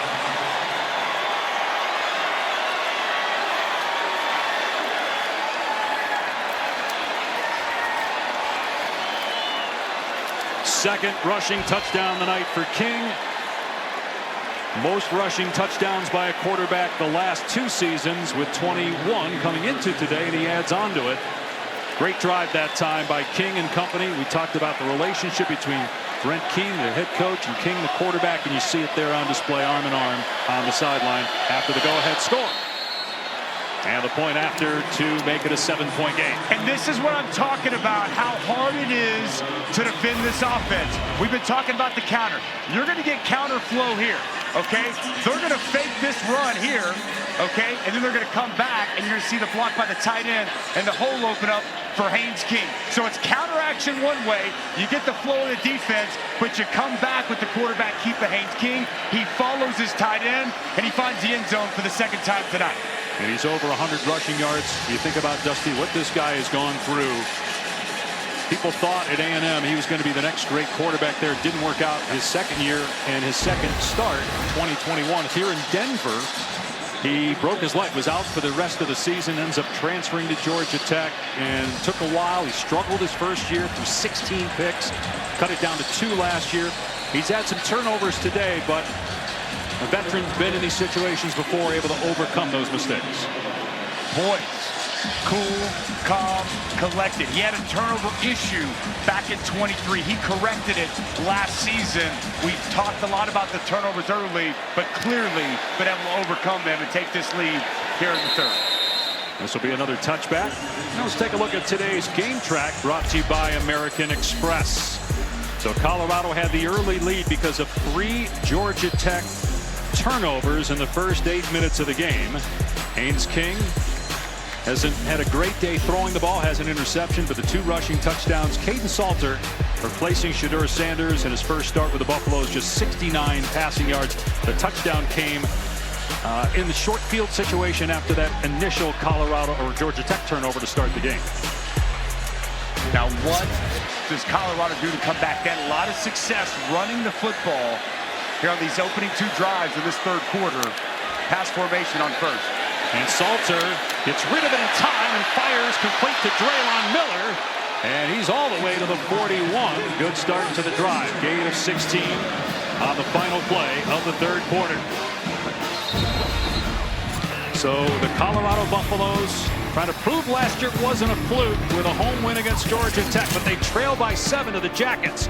Go on to the 4th in Boulder. Welcome back to College Football Primetime, presented by Ram Trucks with Georgia Tech up 7. Deion Sanders moments ago with Taylor. Coach, Georgia Tech able to regain the lead with a rushing touchdown. How do you slow down their rushing attack? You've got to go get them. They're running the heck out of the ball. The quarterback is making some great decisions. We got to be physical and go get them, but also we got to score. We got to score. We got to score and stop making mistakes to neutralize ourselves. What do you tell Salter in order to score? Yeah, be you. Be that dude. Everybody want to be him. It's time to be him. Thank you. Dave? And Taylor, Salter did make a good play on the last play of the 3rd quarter, a 16-yard strike to Draylon Miller. They start the 4th with a run, and it goes for 2 yards. It's time to be him, he says. Mr. Pash, you know that terminology? I do, yes. I am hip to that. Not much else. You're not supposed to say you're hip. That kind of is a dead giveaway you're not, you know.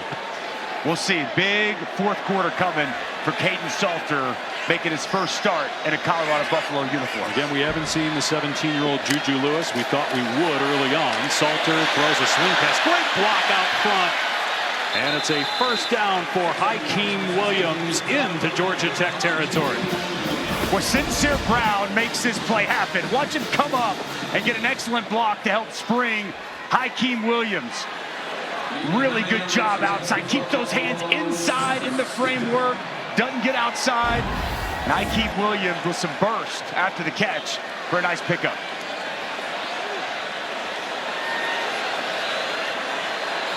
Gain of 11 now at the 48-yard line of Georgia Tech.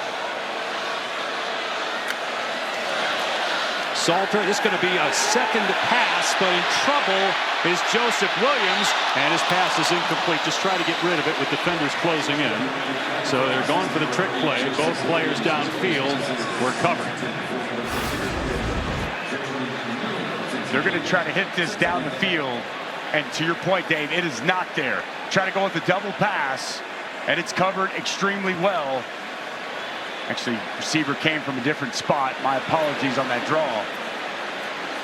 Find it interesting. But it's well defended. I was surprised that we saw a double pass in that after you just had success trying to hit a big play down the field. It's also the first touch of the day for Joseph Williams, who we thought was going to be featured a lot today, and they put it in his hands in that situation.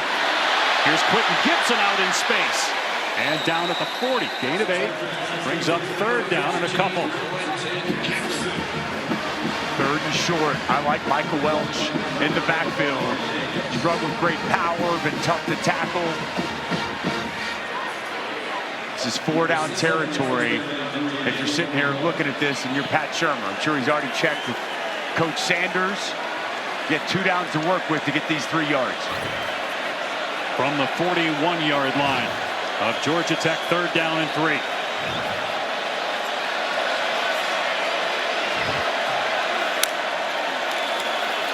Salter to the air, and he fires to the sideline, complete to Taylor for a first down. Salter was backpedaling, found the open man. There's an injured Georgia Tech player in midfield, though. Well, Taylor has been such a good target out of the backfield. Watch him motion out here at the snap. The coverage isn't able to get there. A crisp route. Puts his foot in the ground and good timing. There is Kaidon Salter retreating from the pressure, but gets enough on the pass to find his target. And Jordan Vandenberg, who was in the face of Salter, he was shaken up on the play. Now, he went down to the ground before the ball was spotted. Had he been injured or presented himself as injured, after the ball had been spotted, it would have cost Georgia Tech a timeout. That's a new rule this year in college football, instituted to keep players from faking injuries. So it'll be first down at the 32 of Georgia Tech. Best drive in a while for Colorado, but can they finish it? Best drive we've seen with Kaidon Salter and the passing game coming to life. They've had a nice drive here in the second half that resulted in that last field goal, but that was much more on the ground. This one, we're seeing Kaidon Salter make some throws to move this team down the field.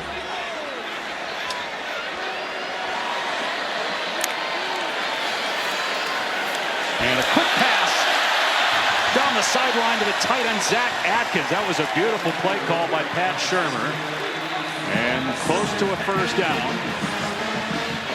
We'll say he stepped out on a 1.5 yard shot. Just kind of pushed that pass forward. Zach Atkins came across the formation, unaccounted for, wide open grass out in front. Kaidon Salters wanted to get that ball in his hands as quick as he could. Salter will hand it off this time, and Akilo Stone wraps up the ball carrier well, short of the line to gain. Bring it up 3rd down and 1. You in 4-down territory at this stage here for Colorado. A lot of time left.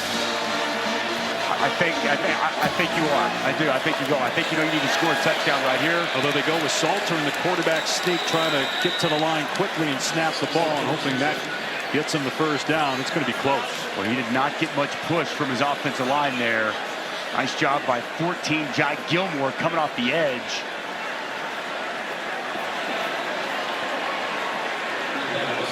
He's short, 4th down. They're keeping the offense out there. I think you got nothing to go for there. We talked about rebuilding this offensive line, the physicality it has. Do you run the same thing? Do you just put the quarterback under center and let Salter do the work? Yeah. You give it to your big back Welch? No, I go right back to it.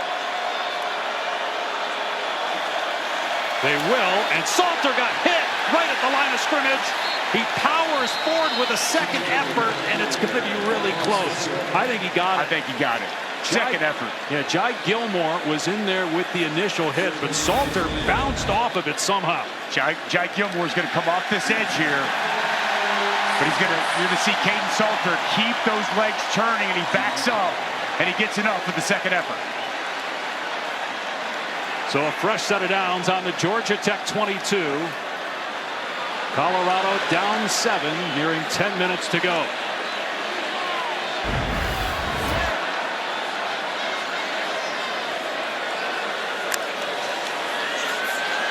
Salter backing up, lobs it. It's underthrown and nearly intercepted. There's a penalty flag down. To Kalen Taylor, the intended receiver. Omar Daniels defending. It was almost picked off by a linebacker, Cayman Spalding, but got a flag down. Boy, this is a mistake. There is no foul for defensive pass interference. The ball was tipped by the defense. It'll be 2nd down. Must have been tipped at the line, and that's why it was so short. It looked really off kilter when that ball came out. It was wobbly, it was short, it was underthrown. Take another look here. Yeah, that right ball there. tipped right there. It's Brayton Manley gets him right on the hand as he delivers the pass. Good job by the officials working together and getting that right.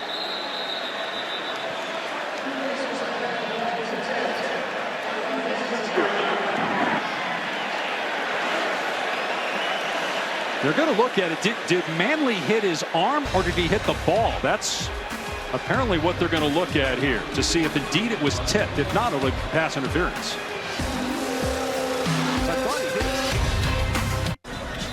ESPN College Football Primetime is presented by RAM, official sponsor of the College Football Playoff. So ruling on the field is upheld. Let's bring in our rules expert, Matt Austin, to explain this. Matt? Yeah, I think it's a good way to uphold the call, because first it's really close. Did he get the ball while it was still in his hand? Did he get his hand? I think it's really too close to tell, so I don't think they could have had anything to really overturn it with. But that's an extremely close play. And again, they've changed the language now. They don't say anything other than it's upheld. It's not about being confirmed or standing. And on the edge, the tight end Atkins is open, and he's close to a first down. Right at the line, he's pushed out at the 12. They were where they spot it, whether it's 3rd and 1 or 1st and 10. Well, no flat player there for this Georgia Tech defense. Zach Atkins left all alone, and a good find from Caden Salter. Salter, this is arguably his best series right now. Again, a lot of experience. That's what Coach Prime told us yesterday separated him from the youngster Juju Lewis and why he went with Salter as a starting quarterback. 3-year starter at Liberty.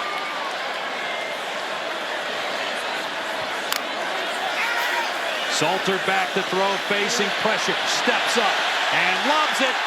Oh, he had a receiver wide open, Simeon Price, but he could not connect with him at the 5-yard line.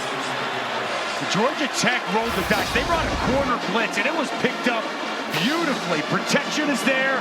Everything was perfect. Price sneaks out of the backfield, and just a misfire from Caden Salter. That's a walk-in touchdown if he puts it on his numbers.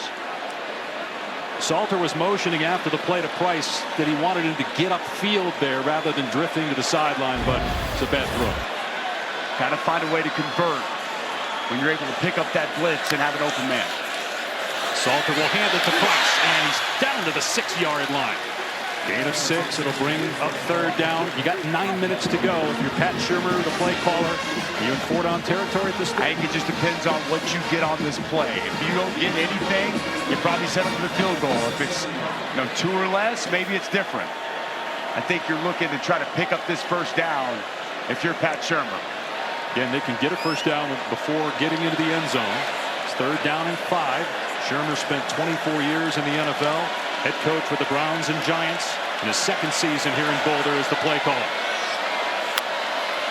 Salter to the air. With time, spinning the ball in his hand. Now stepping up. Gets away from pressure. And scores! Touchdown! No, they're going to mark him down at the 1. Another official came in, emphatically said he is down at the 1. The Buffaloes are celebrating, but it's going to be 1st and goal. The kicking team's on the field, but they got to take them off to get the offense back out there. Did he get that ball across? Where's the knee? Where's the shin? Nothing's down yet. I think that's a touchdown. Well, again, the entire Colorado sideline thought it was. The kicking team was out there. I'm shocked they're not going to look at this. Yeah, they're going to have to. They're going to have to. I think he's in. The shin Previous is up. play of the runner short of the goal line is under further review. Shins up, knees up, ball across the goal line. That looks like a touchdown for Caden Salter in Colorado. Well, one official was very emphatic saying he was down, but looking at that video replay, does not appear to be. It does appear that there's clear and obvious video evidence to say that the call on the field's wrong and that that's a touchdown. Where is that ankle shin? I'm going to watch the right ankle and shin as he comes. It's up, it's up. That ball looks over. I mean, once it hits, that ball looks like it's over the goal line to me, Dave. Just got to get the nose of the ball over the front of the plane before you're down. And that left ankle's up. Right there. It's still up there. The right hip. Hard to tell if it's down or not there, but at that point, the ball's across. Yeah. And again, Colorado's celebrating. The kicking team's on the field for the extra point, and there's one lone official there pointing to the ground saying he's down. What a job by Caden Salter. 3rd down, 5. It's zone coverage. There's space there. He identifies it. Pass rush lanes open up. You see that burst and acceleration he has, and it's a race to the goal line, and a race that I sure feel confident Caden Salter won. Regardless, it's a 1st down. Even if he doesn't score, it's 1st and goal inside the 1. But I think it's a touchdown. The runner breaks the goal line. Touchdown. A touchdown pass, and now a touchdown run for Caden Salter. Colorado's first touchdown since 3 minutes into the game. Coach Sanders said to Taylor, go be him. And that's exactly what he was on that drive, making plays with his arm, making plays with his legs, and giving Alejandro Mata the chance to tie this game up at 20 apiece. 7-minute drive by Colorado, capped by the Salter scamper with 8:04 to go. And Mata has it blocked, but it got over the crossbar, and it's good. That got deflected, but still had enough to go in. Wow. That ball snuck in over the upright to tie this game up. Here's the touchdown. Go ahead and freeze it right here, guys. Big lane opens up. They're in zone coverage. Everybody's there. It's a foot race to the end zone. One that Caden Salter's going to win. He sees green grass. He's going to take it to the house. It's the fourth quarter. We're tied up here in Boulder. We are tied at 20, barely. The last extra point by Alejandro Mata was blocked by Amari Harvey, but still had enough to get over the crossbar to tie it up. Harvey off the edge, gets that hand on it. But you see that ball just sneaks in over the upright. Rarely do you see a blocked extra point find its way through the uprights, but it does, and we're all tied. Be another touchback, and let's check in with the studio. Here's Zubin. Dave, Dusty, there have been some big plays in this Auburn-Baylor game, but none bigger than this.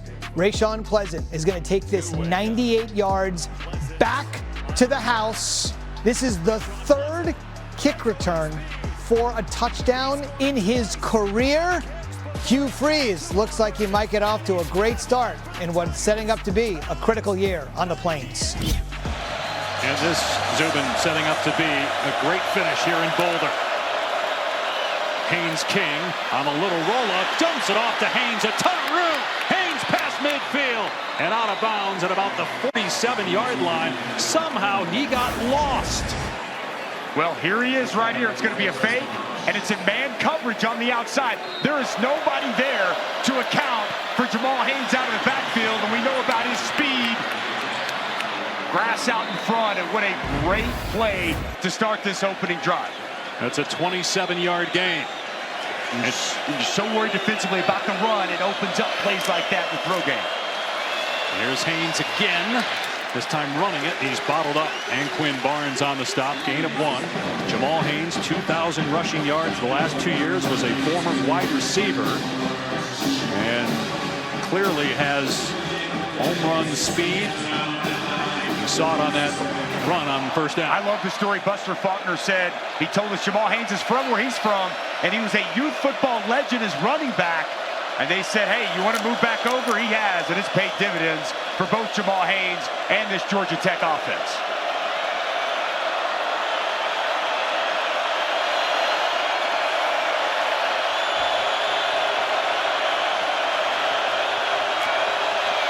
King, short pass, but a stoppage. A timeout called by Georgia Tech. Prior to the snap, Georgia Tech calls first charge. Timeout. 2 timeouts left for each team, plus the 2-minute timeout.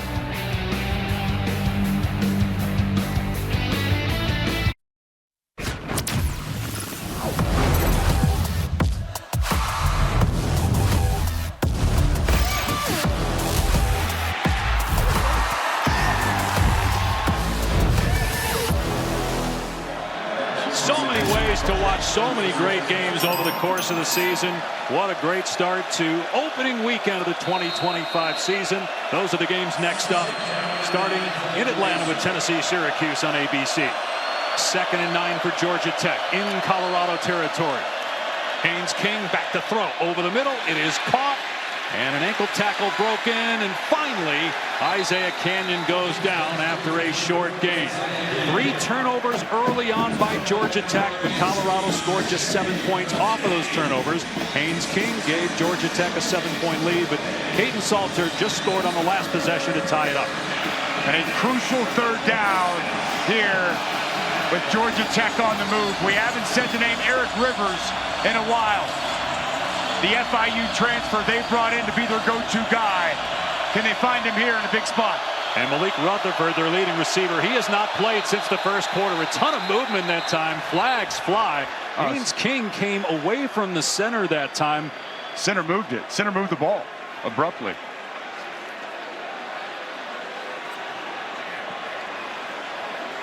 Georgia Tech's trying to say they were drawn off. Something was said. Illegal snap, number 58, offense, 5-yard penalty, third down. Paulo Tupuola cost Georgia Tech 5 yards. And Haynes King started walking up to him. He got a little bit antsy, and he just moved the football. Yep. So third down and 13. Trying to find Eric Rivers. I mentioned bottom of your screen. He's in the middle. And movement again. That time everybody moved but the center. Wow. Wow. 8th penalty on Tech. Back-to-back 5-yard penalty. Number 72, offense, 5-yard penalty, third down. And man, it's loud in here. That's having an impact. You got to give this crowd so much credit, because right now they can't hear anything. The center's flustered. He doesn't know what's going on, doesn't know what to do. Give yourself a hand, crowd here at Folsom Stadium, causing some crucial and costly false start penalties here late.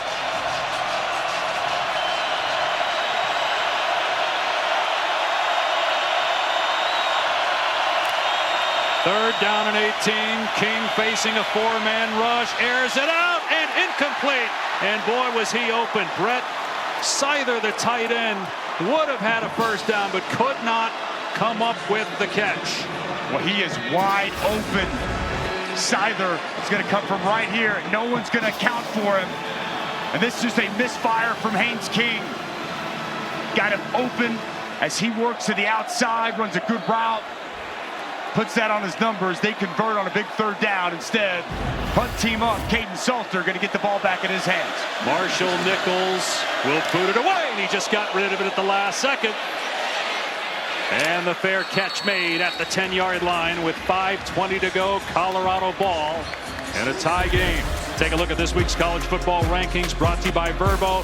Huge one in Columbus. College Game Day will be there for Lee Corso's final show. Texas, Ohio State. Notre Dame, Miami, Sunday night ABC as well. At Texas, Ohio State, the debut of Arch Manning, first road start. He started 2 games last season, but now he's the guy. I think the Texas defense, the best unit in that game. And Julian Sand will make his first start.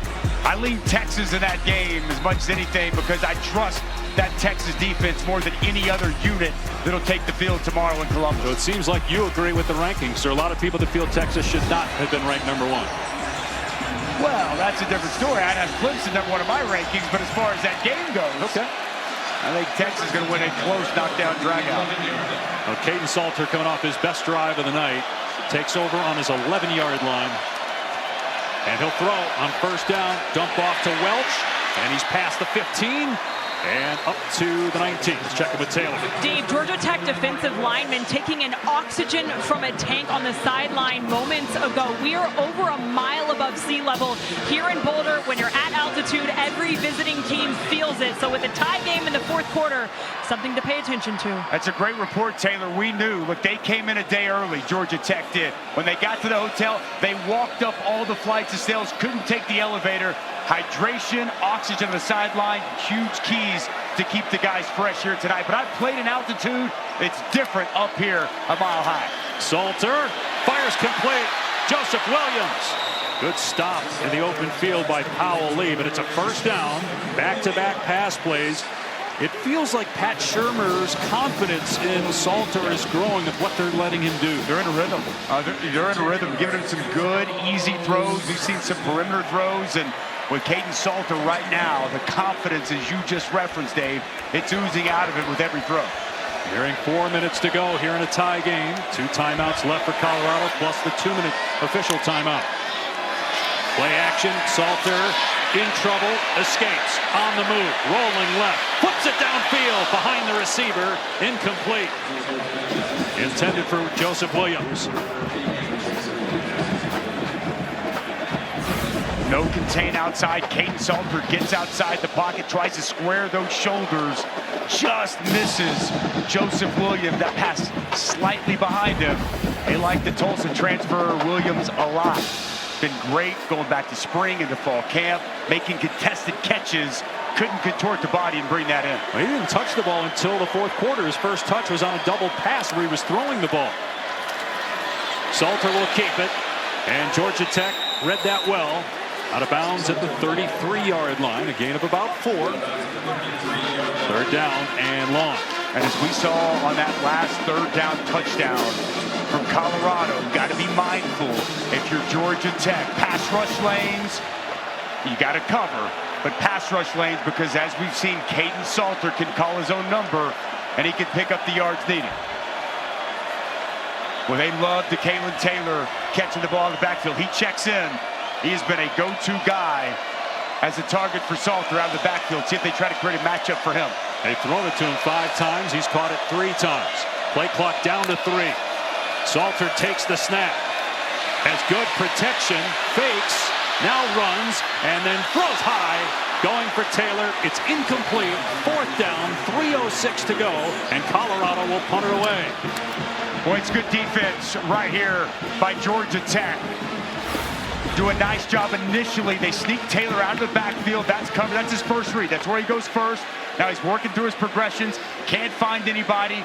Eifert does a nice job coming forward to force the hand and unable to find Taylor down the field. And Georgia Tech gets off the field. Damon Greaves on to punt. Georgia Tech puts 2 men back, Stockton and Rivers.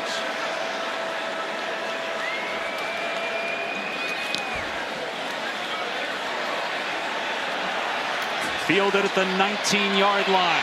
And Rivers with room past the 35, wrapped up and stopped at the 39 with 2:52 to go. Take a look at our dynamic play of the game, presented by T. Rowe Price. Well, it was turnovers early. A missed exchange from Haynes King and Jamal Haynes, and a high snap over the head. Third possession, penetration, pressure on Haynes King at his legs. Forces a pass he didn't need to, and it's DJ McKinney with the big interception. But then as things came along, they found their way. They started to run the football with a lot of effectiveness. Haynes King with this second half touchdown run, only to be matched the next drive by Caden Salter as he sees some green grass and he finds the end zone. Back-to-back punts after that, and we're here with under 3 to play, and Tech has the ball. Haynes King will keep it, running to the left, turns it upfield and out of bounds at the 44-yard line. That's 5 yards, which will put King over 100 yards rushing on the day. Hobbling a little bit. We've seen that throughout tonight.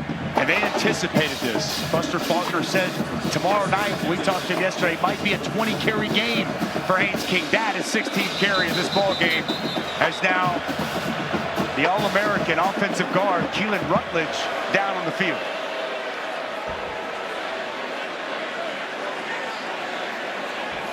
And you, Dusty and Taylor, both talked about hydration.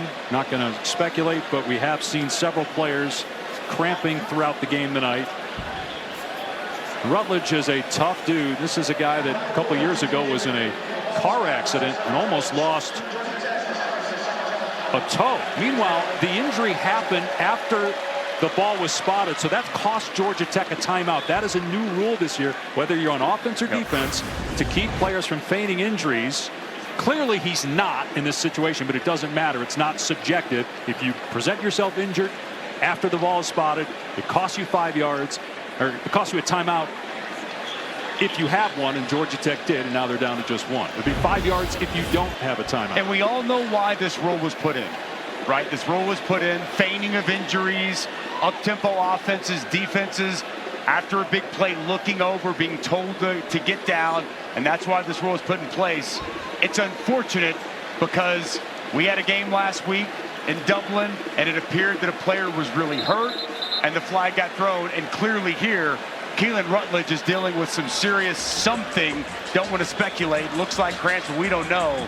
And he could not get off the field, and it's going to cost his team potentially a crucial timeout. Now, again, you do get an official timeout at 2 minutes. That's the second year of that rule, but only 1 timeout left for the Yellow Jackets. And you lose your best offensive lineman at a crucial juncture here late in this ball game. A player that Brent Key told us was the toughest player he's ever coached. And he told us, I've coached 31 NFL offensive linemen. No one tougher than Keelan Rutledge, but he has to step out here late in this ball game. 2nd and 5 on the Tech 44. 2:34 to go in a tie game. King, quarterback draw, trying to find a hole, was very patient and got ahead to the 48, but short of the first down. 3rd down and about a yard. Well, you nailed it with patience, just kind of waited. Wasn't a whole lot there initially, but gets enough to set this 3rd and short situation up. I would just be surprised here once we get back from this 2-minute. If we don't see number 10 have his number called once again. I think they're going to keep the ball in the hands of Haynes King.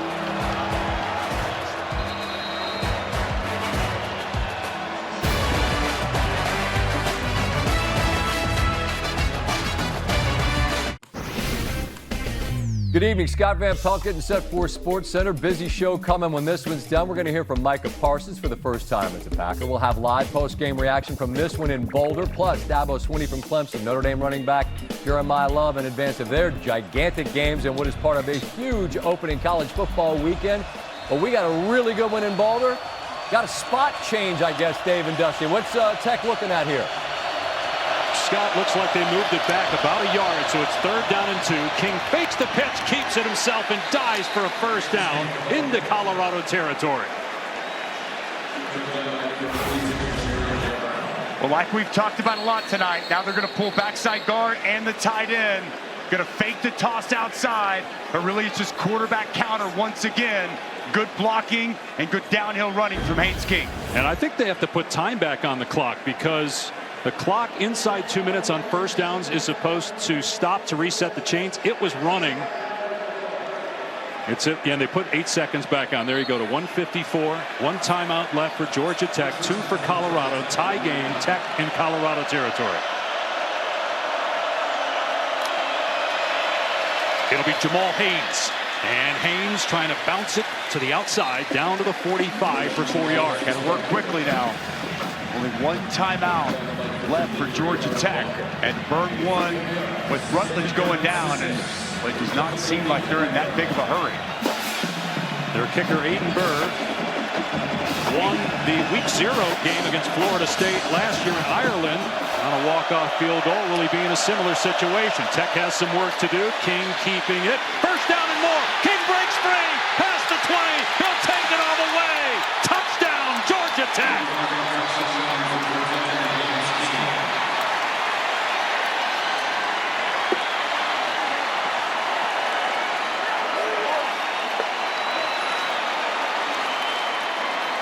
Rushing touchdown for King, who has looked shaken up and exhausted throughout tonight's game. He's got 19 carries for 156 yards, and he gives the Yellow Jackets the lead with 1:07 to go.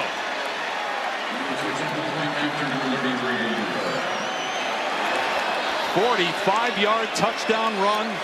Burr on for the extra point. And it's a 7-point lead on the road for Georgia Tech. Well, it's what we've talked about from the onset of this game. Watch the blocking up front. And again, it's the same play they ran on 3rd and short. Going to fake the toss, and it's going to be a counter. Down block, down block. They're going to pull backside guard. They're going to pull the tight end. And it's going to work once again to perfection. They get up on those second-level players. Haynes King lowers the shoulder, sees open grass, and he's off to pay dirt.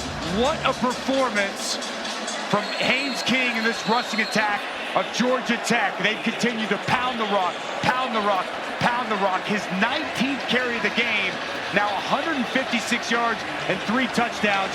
We knew he was tough, Dave Pash, but he's showing a whole nother level of toughness tonight. He's been banged up and kind of limping, hobbling along since quarter number 1, and here he is at his best when his team needs it the most late in this ballgame.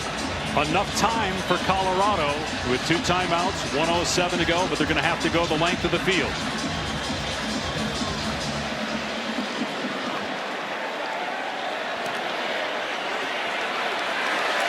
Burr will kick it deep and through the end zone, so no time comes off the clock. It's a touchback. And Caden Salter in his first game as the Colorado quarterback. He's been in these kind of situations before. No disrespect to Liberty, but this is a larger stage with great expectations coming off a 9-win season, replacing one of the most prolific quarterbacks in school history in Shedeur Sanders, who set over 100 records here with the Buffaloes. Can he lead his team down the field to either tie or win it in the final second? The last time Haynes King led his offense down and ran one in, Caden Salter matched that with his own rushing touchdown. We'll see if he can do it here again. Minute 7 with 2 timeouts in his pocket.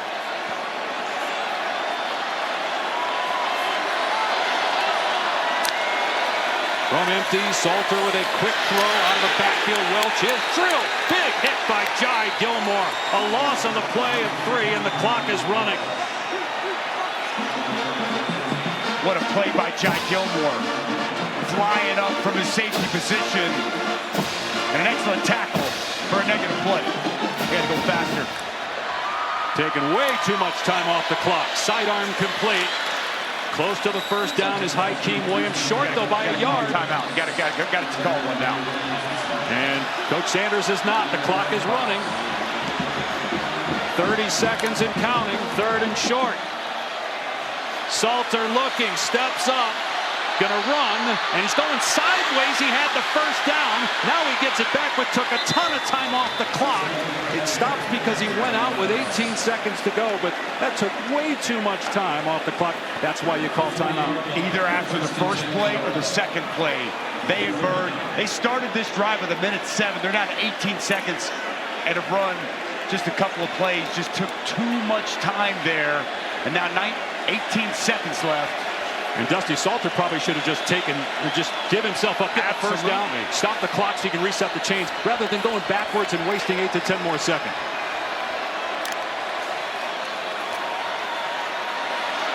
Salter got to get rid of it. Clock running. Salter airing it out deep. There's a receiver down there. Almost caught up to it, Draylon Miller, but it's incomplete with 8 seconds to go.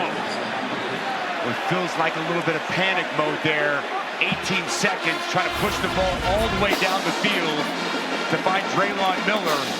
You got 2 timeouts in your pocket. They haven't even used them. Don't want to finish a game like this in a clock situation with timeouts in your pocket. And now Georgia Tech sends 5 men deep to the other end of the field. 8 seconds to go. Short throw, got to get out of bounds.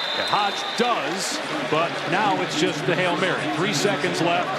Remember, they won a game on a Hail Mary with Shedeur Sanders. I believe it was Baylor last year. That's what sent it to overtime. They won the game in overtime, but they hit a Hail Mary in regulation. Could we potentially see it again here tonight? They're going to have one crack at this, Dave. And again, Georgia Tech putting men deep, 3 men down on the goal line. Salter, no time left, has to get rid of it.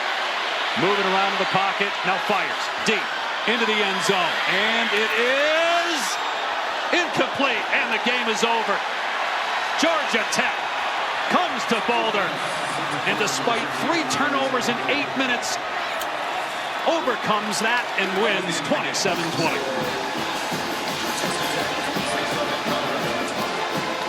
What a ball game. What a fight. Haynes King with a career-high 156 yards rushing. And the game-winning touchdown as we take one last look. Ball up high in the air. Daquan White goes up, trying to just knock it down. Miller can't bring it in. Big win for Georgia Tech. And a shout out to our producer, Brian Boyle. This last game tonight, going upstairs to management. We'll miss you, Boiler. For Dusty Dvorak, Taylor McGregor, Dave Pash saying so long from Boulder. Scott Van Pelt's got a ton of stuff coming up, looking ahead to a great weekend of college football and the Micah Parsons trade coming up with SDP.